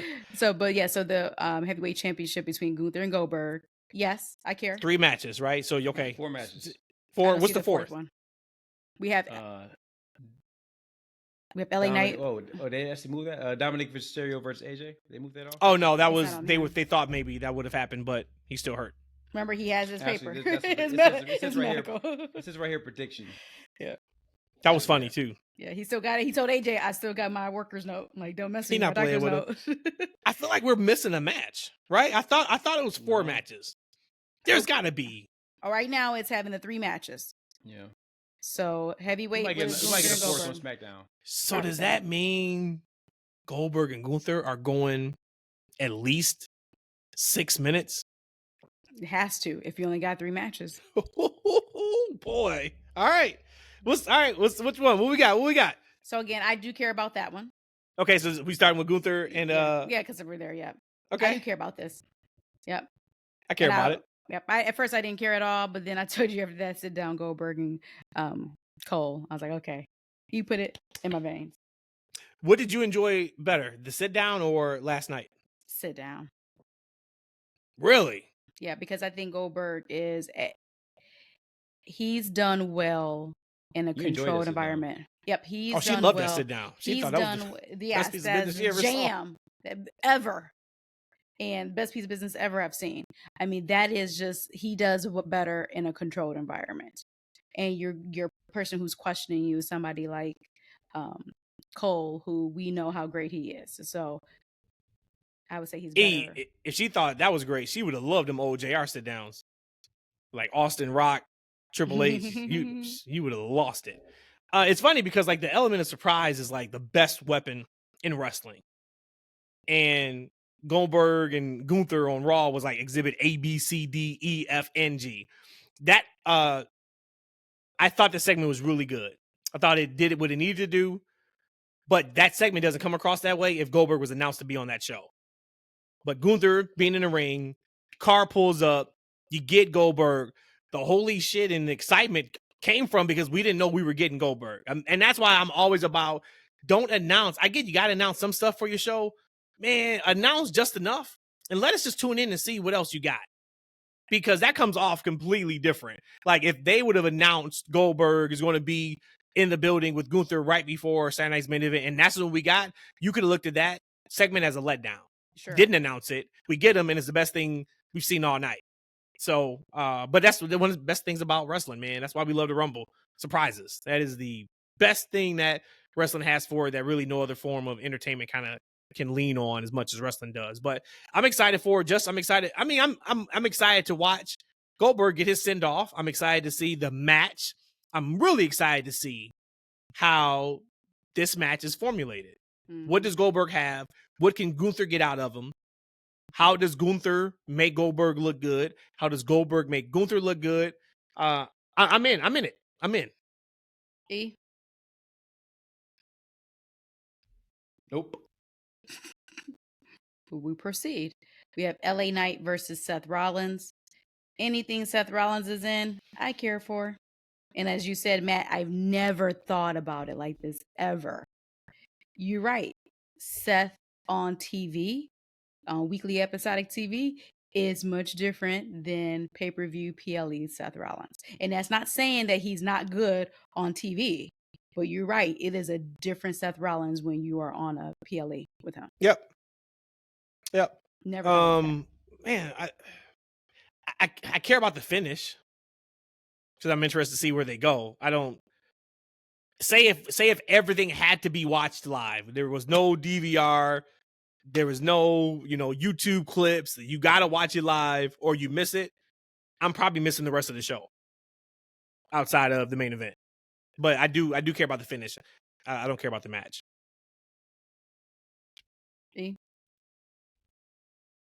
I had the opportunity to get some really nice seats for this show this weekend. I hit up Brandon. I'm like, yo, we can get some good seats for this show. He said, well, let me hit my family up and see what they want to do. Like, oh, no, I'm not taking the family. I'm like, if you want to go, we can go. But then you know what? I stopped engaging. It's like, you know what? I don't want to go. I'm good. I watched the show when I watched the show from home in my daddy cave. Like this card, like here, I'm not sour on WWE, but they put out so much content. I can now at this point pick and choose when I want to watch that content, when I want to consume it. This entire show is not exciting to me. Like I get Goldberg, this is his final match, but the dude's 60 years old. I know the matches are going to be that good. Like I'm sure they're going to try. Maybe there might be some shenanigans. Seth and LA Knight, I'm sure that might be fine. You know what I'm saying? But I know that we're going to get to Seth and Roman at some point. That's what we're really going to. This is just a pit stop, right? Like, right. This card, like it's just not that exciting to me. And think about it, E. Tickets now are much cheaper because they're not sold out. These seats were like $400 for first level seats when they first went on sale. Imagine you would have took the family. You spent $2,000 for this 3-match card. I'd be pissed off. Now, if this, like for me, if this is Austin, right? All right, bite the bullet. It's Stone Cold Steve Austin. That's my guy. Or Roman Reigns' last match, or Cena's last match in December. Cool, I'm in. But yeah, it's not worth the price of admission for what they were charging. And case in point, it's not, because they still got tickets left. Last one. I think Beyonce has a lot to do with it, though. Now, Beyonce is Sunday, not Saturday, right? Or is she doing back-to-back? I think it's the whole weekend. I looked on the ticket thing. I think she has shows for the entire weekend. So do we really think the cross-pollination is that much with Beyonce fans and wrestling fans? Look, if you out here in Atlanta, like, right? I mean, Maybe. Atlanta is a big place. Maybe. But like, look, if there, let's say it was let's say it's 100,000 people. That's a lot. Yeah. I could see that being the thing if it was WrestleMania in Atlanta. Selling 60K is much harder than 8,000. And they weren't even at that. I think they're maybe close to that. But Evolution, last time I checked on Sunday, was only at 4,000. And that is a crime for that show to be what it should have been. And those ladies to deserve their platform. And I'm going to go back to, and there was a throw-in show. What I said I wanted to talk about earlier, and it goes right to this. I haven't proved it because Meltzer said it. Y'all know Meltzer. But allegedly, he said Evolution was reportedly moved from its originally planned date of July 5th to July 13th due to WWE wanting competition for All In Texas in case AEW moved All In to July 13th. That is a fucking travesty, if that is correct. You sabotaged Evolution, where it could have been on a weekend by itself, where they're not sharing the spotlight with Bill Goldberg's retirement, which evidently ain't that big of a ticket seller, right? To put it on AEW weekend just for counter programming, just in case. So I had put on just X. I'm like, man, is this true? And some people, of course, were saying no. I think some people thought I was saying it's true. So a lot of people were like, of course, or I don't believe it. And one person said, if it was, why does it matter? Or who cares? And I said, I care if they put that show on to spite AEW, but then it hurt the product and the performance of said show, because it could have been on a standalone week in a different city, because I think originally it was supposed to be in Connecticut for July 5th. But now we move it to Atlanta, and to East Point, Beyonce's in town, and we don't get what we could have gotten for it. Now, I think the show's gonna be good, man. But if that's true, that leaves a nasty taste in my mouth. Yeah.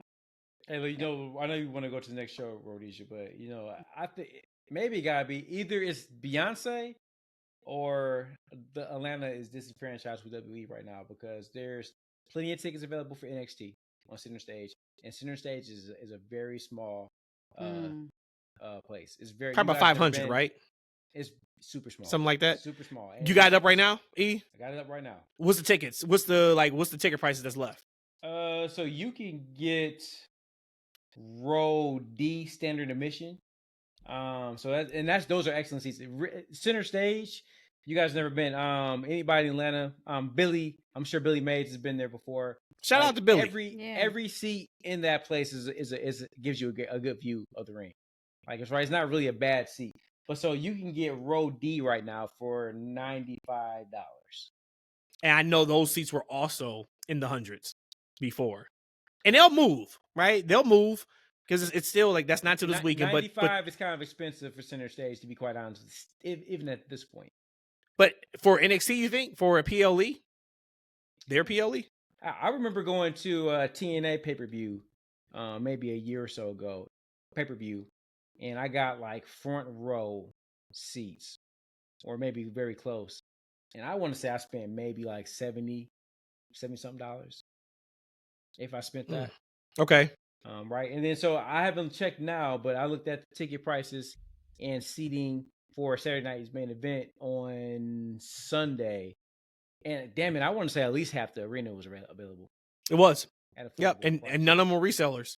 None of them were resellers. Yeah. None of them were resellers. And I didn't even look at Evolution, but I can just imagine.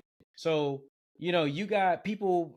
So you got 3 nights of wrestling, and neither show is sold out. So either Atlanta ain't hype on WWE, or something else going on. For me, I think it's more of the dollars for the tickets than it is the shows, because these shows, when they went on sale, people would have bought tickets sight unseen of what the card is going to be. I just think now they're starting. They about to start course correcting these ticket prices. Now, I've said it months ago. I'm gonna tell you guys again. Anybody who lives in Atlanta that wants to go to this show, wait until Friday, Thursday or Friday to buy these seats. They drop them, and what you're going to start seeing is they're going to be dropping them now every single day by about $30 to $40 to $60 a ticket each day, and then it's going to drop me more that next Thursday, and it's dropping me more that Friday. So that's what they're going to do. But I think what we're starting to see is people are like, maybe because of the content and how much they're getting, I can skip this show. Not for them prices. Hell, AEW's coming here for their residency starting next Wednesday. And same thing, it's probably like center stage, where it's really kind of just all floor seating. There's I think 6 or 7 rows, on each side of the ring, and that's kind of it.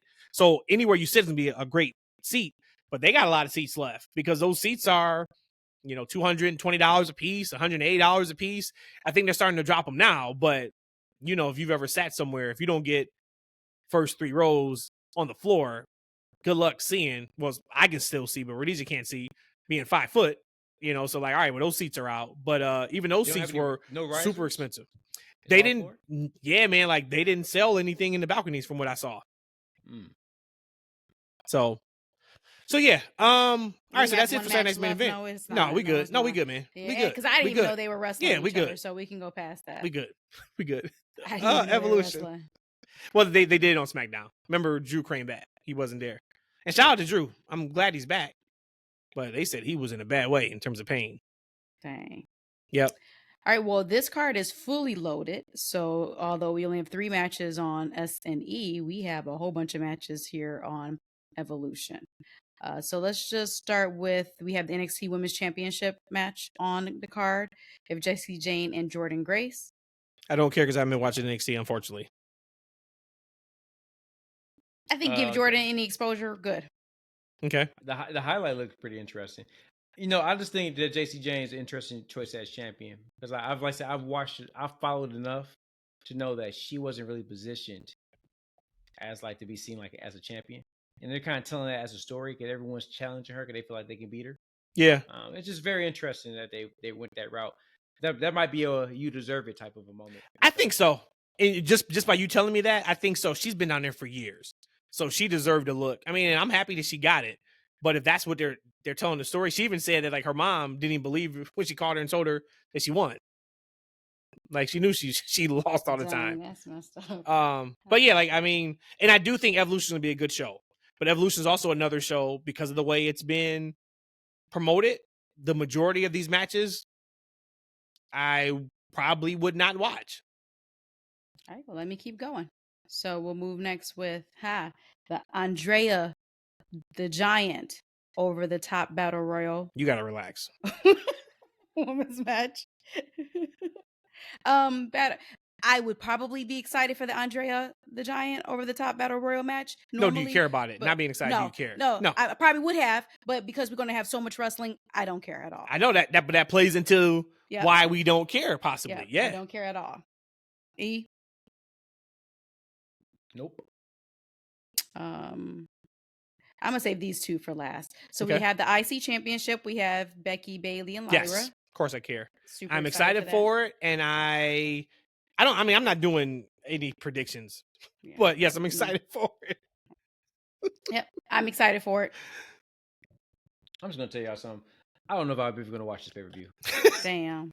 He got the 3 You matches. going to Beyonce? Hey, look. Hey, you know how bad it is. You got to 3 matches. We still got some more and he's like, you know what? I don't even want to hear about this card no more, let alone watch. I thought about going. I'm like, damn, I could probably get really good seats for $25 or something like that. But I'm like, I would go to this show. I would. If it was here, I would spend to go to this one. I would spend $150 a ticket to go. Before taxes, right? Well, I mean, one just for me, $150. Right.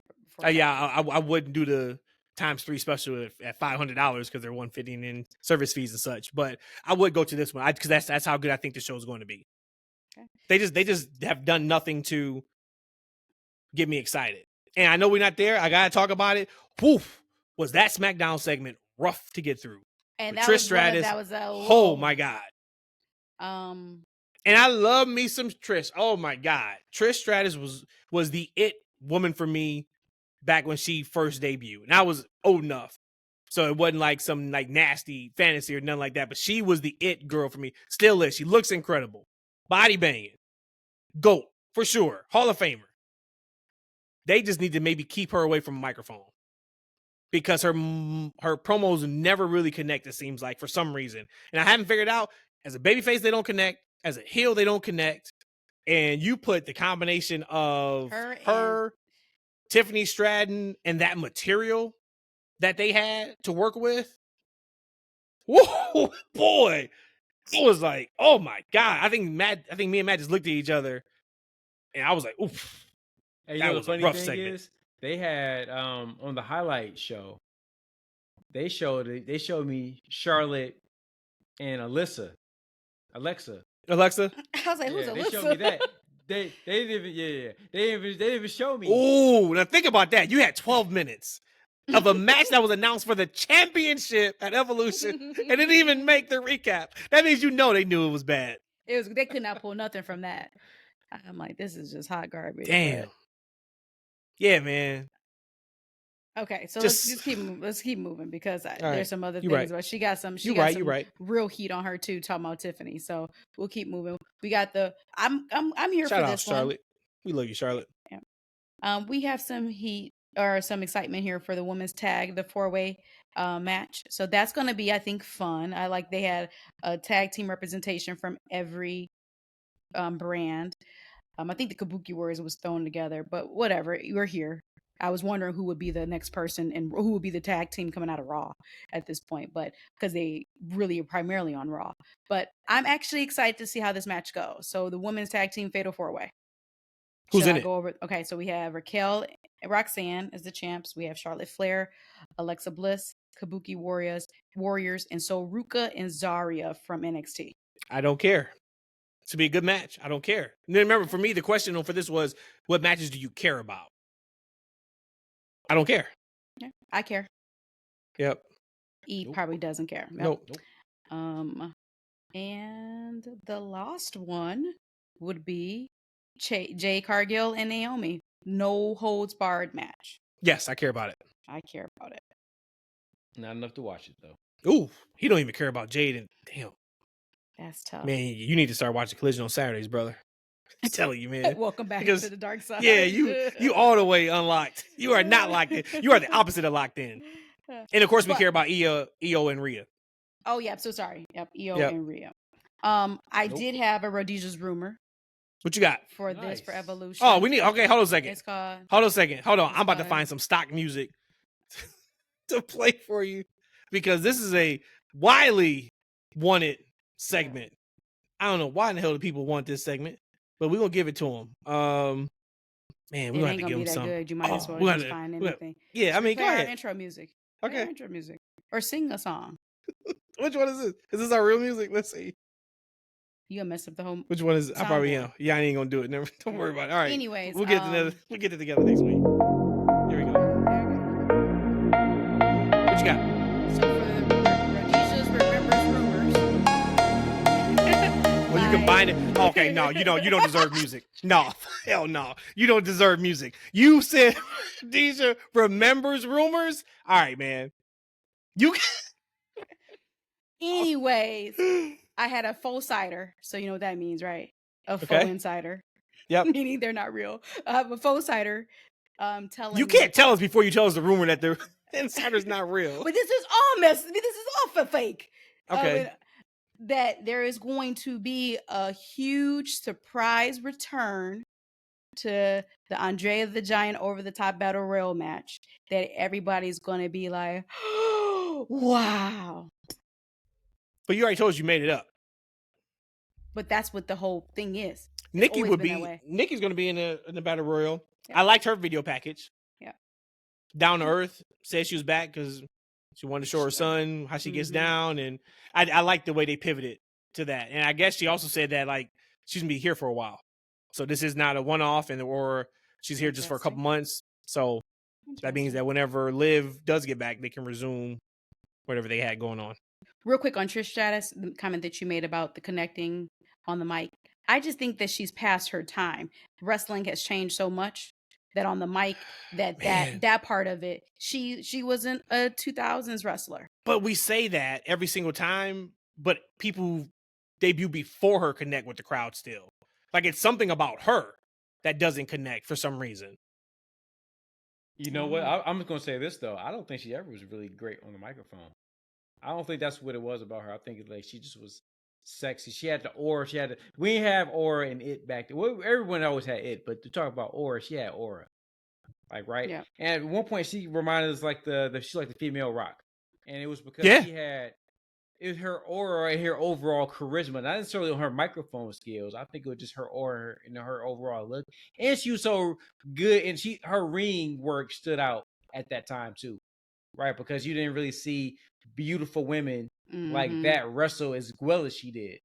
Yeah. I don't know if she ever was really great on a microphone.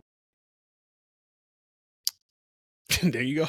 There you go for Evolution. All right, so I think I had 3 matches I cared about. I think, Rudy, you said you had 4 or 5. Yeah, about 4 E or 5. is not even going to check the results for that show. He's going to learn those results to the TFW podcast next week on who won. All right, so now we got All In. All right, so we have a lot of matches. I think there's 2 matches on spoiler alert that I don't care about. Okay, why don't we go there? Are we gonna go through the top ones? Because it's a 10-hour show. I don't think we need to go through all the matches. Is it really that long though? If you look at the matches they've announced, haven't they only announced 4, like 5, 6, 7 or 8 matches? There's 8 matches, but one is a gauntlet match, so gauntlet matches can last forever. I'm excited for that because and we're gonna have 2 more. Hey, okay, so then 10. Right before we go into AEW, I gotta just tell you all this because I don't think I'm gonna bring it up again because it's just on my mind. You know, we mentioned what's on our hearts. It's on your hearts. Keith Lee. He's healthy. He's been healthy for a while, and he can't get any TV time. Like I have this stuff on the back, but it's really pissing me off. The man's healthy, and then just like as we were talking, Tony Khan was on a conference call, and he talked about Britt Baker, and he said that wrestling is like a baseball team. Or like a football team. You only got 11 players or 9 players. They can't all play.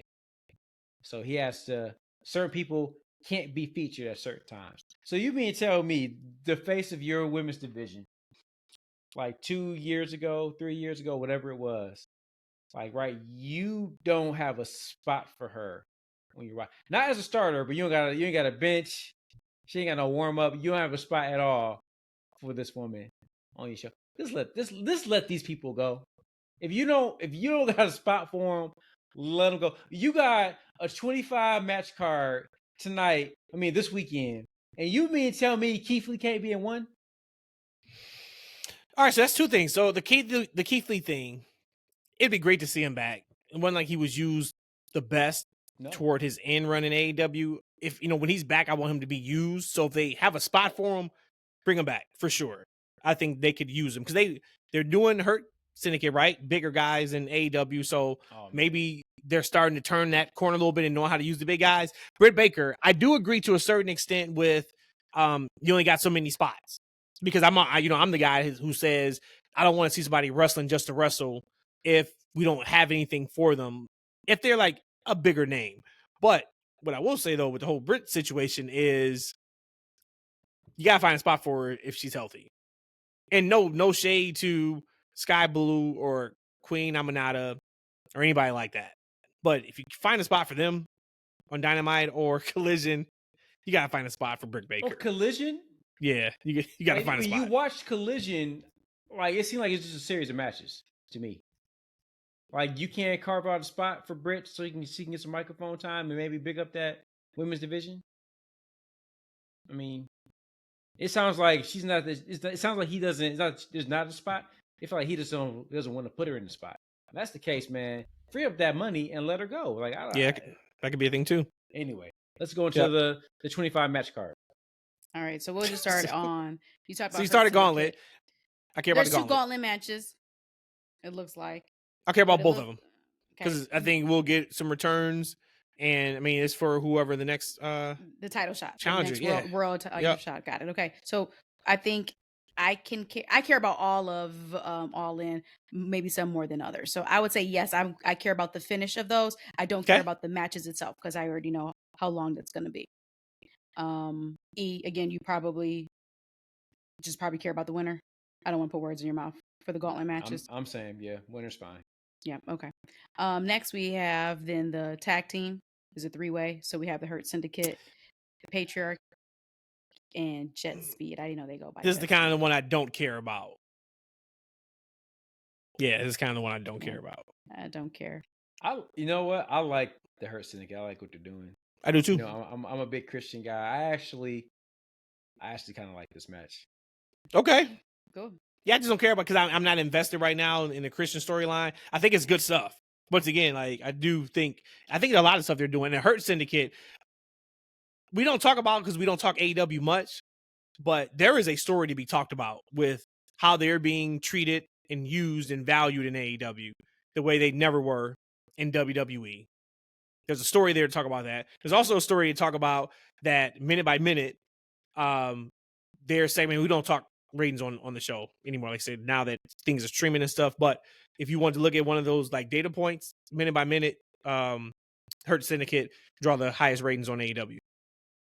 That's great. So I mean, to the first that lead question you asked at the beginning of our show, they could be contenders to that as far as who, feel validated, I think was a word you said, or from how they are presented now. So next, we're going to move on to the TNT Championship. We have Adam Cole versus Kyle Fletcher. Don't really care, but I know it's going to be a great match. Match is going to be good. I don't care. One day we have to talk about the fall of Adam Cole. We can talk about that next week if you want. Yeah. And that's why I don't care. Yeah. Yeah. But remember, I wasn't really a huge Adam Cole person anyway. So baby? Yeah, I was. Not in the slightest. Lord. Nope, not in the slightest. But I was biased, and I'll own my stuff. I was biased. He was a short, thinner guy, and shame on me. I still had that, like, if you're a champion. Yeah, you're a body shamer, man. Relax. Yeah, I am. I mean, I'm sorry, but because some of it has to be like a believable thing for me. So, anyway. Hey, Rhodesia, I think I told you the story though. But standing next to Adam Cole, that's when I thought I could be a wrestler. I'm like, oh man, he's like my height. He's actually not much bigger than me either. I'm like, you know what? Maybe I can't do this. Yeah, I didn't think he would be bigger than you. The last time I saw him, he was very small. Adam Cole is an awesome guy though. Fantastic, sweet. Yeah, he's an awesome guy. Yeah, great. Yeah, and he's great in the ring, for sure. We just talking about just character only. Yeah, I mean, yeah, he's like I don't care about seeing him anymore right now. And now that I'm getting back in AEW, maybe, but I don't really watch Collision like that. And I think he's been on Collision a lot. But yeah, he's missing, like he ain't got the aura no more. Hey, you know, we talk about like washed. See, like we talk about what's his name? I don't think Shinsuke? It's Ibushi. Nah, Ibushi. I don't think that's his name though. Kota Ibushi is his name. Yeah, Kota Ibushi. So the legend. Calling him washed. He back now though. Not washed. He's not washed. Kota's back. These dudes, Paragons is their name. Adam Cole, Kyle O'Reilly, and Roger Strike. Them dudes is washed. Dude, and it's funny because E was one of the bigger Adam Cole guys. Mm-hmm. Love Adam Cole. I was a big Undisputed Era guy. You know what I'm saying? These dudes is washed, man. Soap suds. All right, so let's go within the top 3 on the card. Yeah, everything else I care about. And I think we all care about, and I think we care deeply about. So we'll go with the Unification Championship. Some people's bingo card, this is their main event to them. We have winner takes all. That's how AEW is saying it. That's how I thought it should be said. But we have a Unification Championship between Okada and Omega. We're missing some matches, right? We didn't just go through 5 or 6. I know, but I'm saying there's 2 gauntlet matches. Okay, so you got the 2 gauntlet matches. Okay, Out of the 3 matches then that's left, so we got this one here. Mm-hmm. You got Hangman and Mox. You have Mercedes and Tony Storm. If you guys are booking, what's the main event the show? God, dog, because that's hard because all 3 of these have an argument. I think maybe if I have to be 10 toes down on how I feel about that, it would have to be between the Moxley, Adam Page, or Tony and Mercedes. Even though deep down inside, maybe Okada and Omega is my favorite, but just because that isn't for the main championship, Right. that can't finish the show. So I would have to say it's a toss up between Adam Page and Tony Storm. So what you doing? You got the book. Hey, it's Evolution Weekend. It's a woman empowering weekend. I'll put the women's championship on last. All in first, women main event. How beautiful can that be? And then they'll show it and shove it to WWE and say, take it. This is how you put on and portray women. Now, counterpoint, just question. What if the finishes don't align for that? What if the finish is Tony Storm is beating Mercedes, so there's not a title that changes hands, and Hangman beats Moxley for the AEW World Championship? So now you moving the goalpost and adding stuff. I would still probably say if you're forcing me to, just because I knew that was your answer. That's why I said that. Yep, it's going that way. Okay. Yep. Yeah, but if you're take away like finishes, like for me, I'm always going the World Championship, and that's the men's. Is typically that's your biggest title, and so you got to go Page and Moxley, and they're trying to anoint like Heyman as like the guy, like right, like the number one person. I would not say the guy, like a gal can't be that, but they're trying to make Adam Page like the number one person in the company. I think you got to end with that championship, especially if he wins, and they end this evil reign by John Moxley. Now, Tony Storm and I think Mercedes potentially might be a bigger match. I think their story was better, and I think their story was better. Yeah, I think Tony Storm. You think about like she's almost like a homemade character at this point. Like Tony Khan and his vision kind of realized like this timeless Tony Storm character, right? And Tony Storm herself has done a great job being this character. But it's a character that I feel like is one of the best characters in wrestling right now. And then Mercedes is hot right now. So just from 2 characters, I feel like that's probably the bigger match. But I feel like for me, I gotta see. For me, if I'm booking Tony Storm to win because Tony Storm always loses all of her big matches. She loses all of them. Matt asked me like, why wouldn't I? I'm like, because Tony Storm always loses all her big matches. She lost to Mariah at the biggest stage, like right. She loses all of her matches. I'm going John Moxley to win the championship. Right now, I'm booking it. He's winning the championship, and that's how I'm ending the show. You got Moxley beating Hangman? Oops, Hangman. Oh, I was about to say, fuck. I mean, and that still may happen because I still wonder if they're holding Darby in the tuck to take the title from Mox. Yep, could be. I do wonder. You said what? Hangman's the guy, man. I don't. I hope. Darby is the guy. I think. But and Rhodesia, we the tag team match I was going to mention is what you mentioned. I was like, wait a minute, Will Ospreay's definitely on the card. Yeah. But I don't really care for that match, even though I know it's going to be fantastic. Oh, no, I absolutely care about that match. No, Young Buck and Swerve and Strickland. If Swerve and Ospreay loses, Ospreay, they can't get a title shot for a year? For a year. And if that the Bucks lose, they lose the EVP? Come on, man. No, I absolutely care about that match. Then my bad for not mentioning it. Tap. I don't care about what's at stake. I just know that those 4 guys in the ring is going to be a good match. They're going to smoke it. Yep. Yeah. I told Rhodesia what I'm super impressed with is that they have the foresight to book that as a stipulation, meaning they have their world title picture mapped out for the entire 2026. I think that's a big deal. Where at one point it felt like they didn't, and we always knew like Tony would book stuff and then he wouldn't pivot. That was one of his opportunities when somebody went down or somebody got injured. That it seemed like everything was kind of put on hold, but I do appreciate that evidently the 2025 and 2026 world title picture is completely set to where I'm going to assume Ospreay and Swerve lose that match. They can feud You got Darby on the back burner. You got Hangman.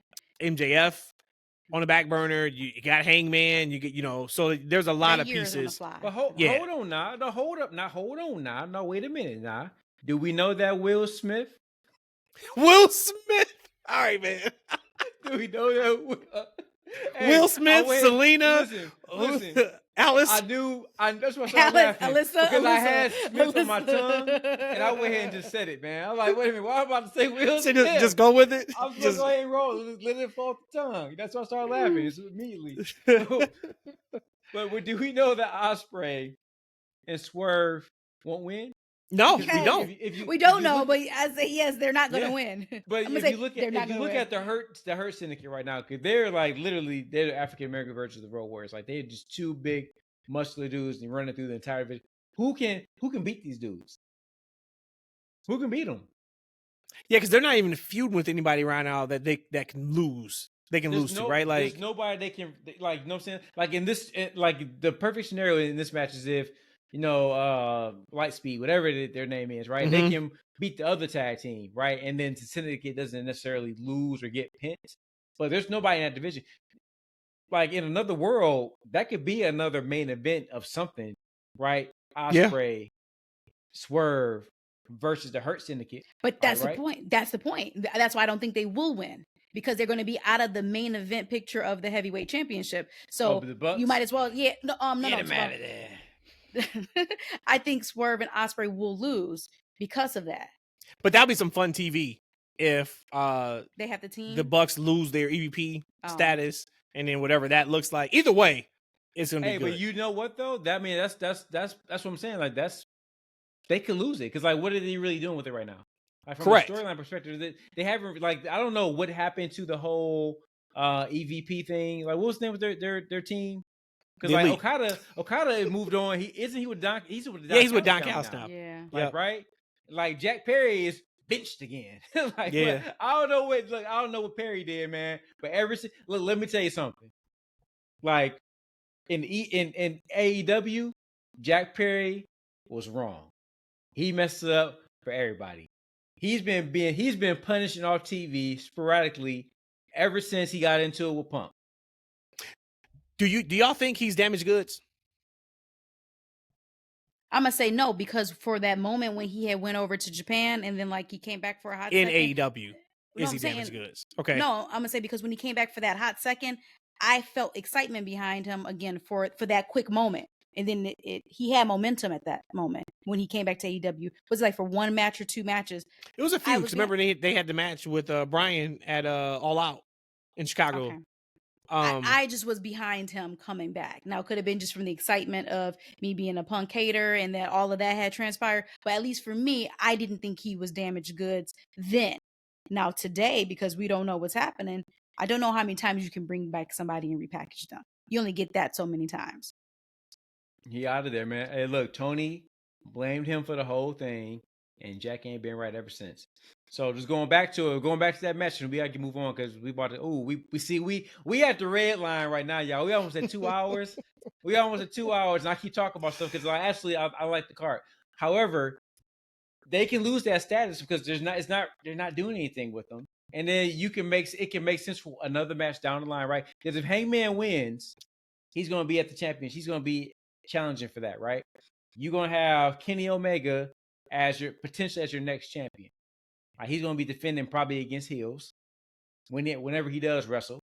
Like, right? Adam Cole as the TNT champion. Like, so what does Swerve and Ospreay do? Like, right? They can wrestle big name talent with the Syndicate. That'd be a nice program they can kind of do for quite some time. I get what you're saying. You're not doing anything with EVP. And we can get out of here in a minute. But I like the Swerve and Ospreay not winning because now I know they're not going to be in that main event picture championship for that main championship, and you're protecting them. So it's almost like, hey, why isn't Swerve getting his get back again for him to win a title back?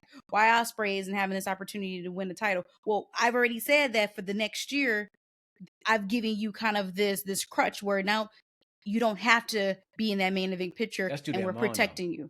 but now they're kind of like joined at the hip because now they both lost and they can do it where it's good, where they equally lose, or Bucks equally cheat to win, and then you can now put Swerve kind of and Will Ospreay as a tag team against the Hurt Syndicate. I think that actually for me would be more exciting for me to watch than maybe 6 months from now. How come Swerve's not back in the main event picture? Oh, because we have Darby, we have Hangman. I just think that it frees up and give them a pass. Man, we so back. Y'all sitting here debating what would be a better storyline in AEW. We so back, man. We did it. Hey, you can't come on this show and do a whole eulogy and then talk about it back. I said dead for now. Remember that? I didn't say they were dead forever. Dead for now, man. That's when we got to rewind the show back again. And yeah. Just like earlier in the show. Y'all gonna be dead wrong. Y'all dead wrong. 19 minutes and 30 seconds. 19 minutes and 30 seconds. We're going to go back and we're going to listen to it. And then when you post this on Twitter, I'm going to requote it. I think that's how you call it. And I'm going to put quote tweet it on there, quote tweet it, and I'm going to put on there, Matt, check out 19 minutes and 30 seconds, that's whatever funny. it's at. Hey, Rhodesia, he was so serious too. He like, no, I said. I did. You did it. Y'all gonna hear. Wait a minute. See, and y'all are gonna apologize to Breakfast Club. Y'all are gonna apologize to Breakfast Club. You and Will Smith. So main event for me, it just feels like it should be Mercedes and Tony. That's what it feels like. I know you got to probably go Mox and Hangman, but if we were looking at, he is hype on his box art. Back in the day, you go to Blockbuster Video and you're looking for the box art.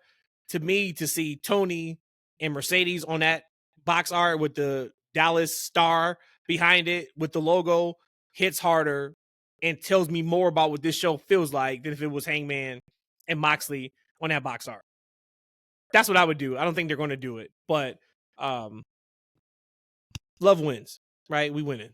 So I'm excited for, of course, all three of those main event matches and the tag match we were just talking about. So before we leave out the show, we're not going to preview ROH Supercard.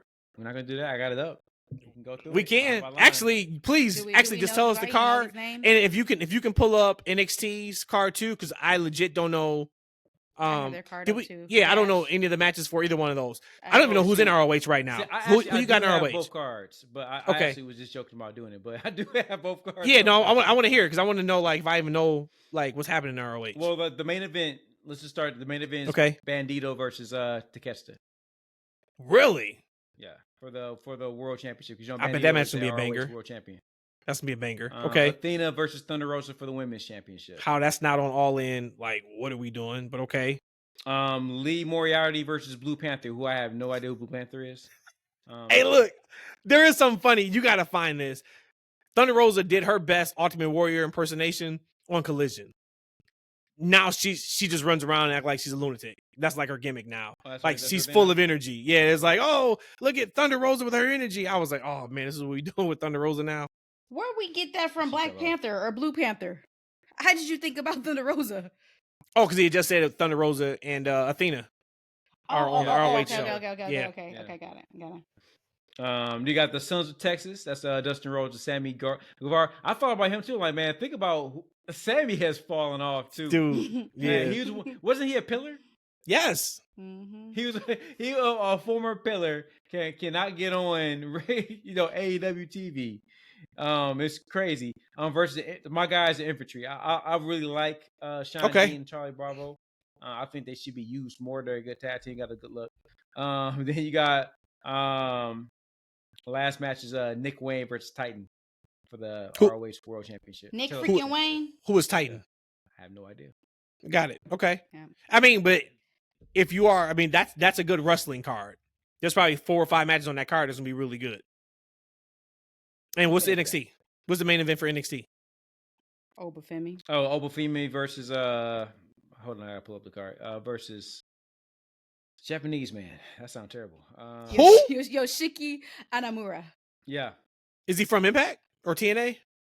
No, he's. I think he signed NXT talent. I only see him on NXT. Wow. Yeah. Okay. He reminds me of. He reminds me of dude from ECW that used to wrestle Mike Awesome all the time. Oh, had the cuts on him. He's a it's right there. But they You had take those the matches Okay, I crazy can where see they what you're headshots saying. I with can the see what chair. you're. He I'm has that looking at his same pictures. build. I can see that. Yep. Yeah, it's that same type Okay. of build. Big full face. Mike Awesome Yeah. and Sol Ruka versus Izzy Dane for the North American Championship. okay. You All right, got Izzy. tag team match, Jordan Grace and Blake Monroe. I guess they're making her based on what I've seen, they're making her a face. And they're going against Fatal Influence. That's Fallon and JC Jane. So Any title on the line or no? Nope, it's just a tag team match. Mm. And they just made the match on Tuesday. Masato Tanaka. I typed in Mike Tanaka. Awesome, and the first thing that pops up was Tanaka. Yep. They had some brutal ass matches back then. Man, oh boy. If y'all haven't watched those, I'm sure that's probably on YouTube somewhere. You have to watch those matches. Watch Mike Awesome. Mike Awesome was one of the most agile big men for his time that you would see. I swear he was great. Was 6'10" back in the day too. Maybe because everybody seemed like it, didn't it? Seemed like it, man. I was like, how's this guy taller than Undertaker moving like that? Mm. And the last, it's not even a match. They got a contract signing with Trick Williams, Joe Hendry, and Mike Santana. For the match to take place when? I'm assuming at the TNA pay-per-view. Oh, all right, well, that's good cross promotion. Yeah. I'd be pissed off if I'm watching a PLE for a contract signing, but all right. A ton of wrestling. This is one of the weekends, y'all. God bless to anybody who is watching everything. You are committed, and I'm not even saying that in a disrespectful or like anything like that. I think that is incredible. For me. That is incredible. That you are that locked freaks in. Freaks out there. I want to know, like in the hit us up on X, on YouTube. If you watch at least 90% of these shows, hit us up. I want to know for sure. How many people because are like that, watching all this content? And that's awesome. Like you are that dialed in that you are watching everything because it brings you that much joy. That's incredible. But it is something for everybody, and we didn't even talk about SmackDown, of course, which is Friday. This weekend is ridiculous. So enjoy whatever you are going to watch, or if you're like E, don't enjoy nothing because you're not watching anything. E, you gotta watch something, man. Just go to the show, dude. You gotta go to Evolution. You ain't been to the show in like over a year, 2 years almost. I'm good. All right. Okay, fine. I don't care then. All right, y'all, we out. Is there anything else we need to talk about? Let's plug our socials. Okay. YouTube, that's freaking wrestling. Free Keith Lee. Free Keith Lee. Twitter, that's F&W. Instagram, that's F&W. TikTok, that's F&W. Free Keith Lee. We out. Free Keith Lee. Free Keith Lee. You gotta watch the show to know, brother.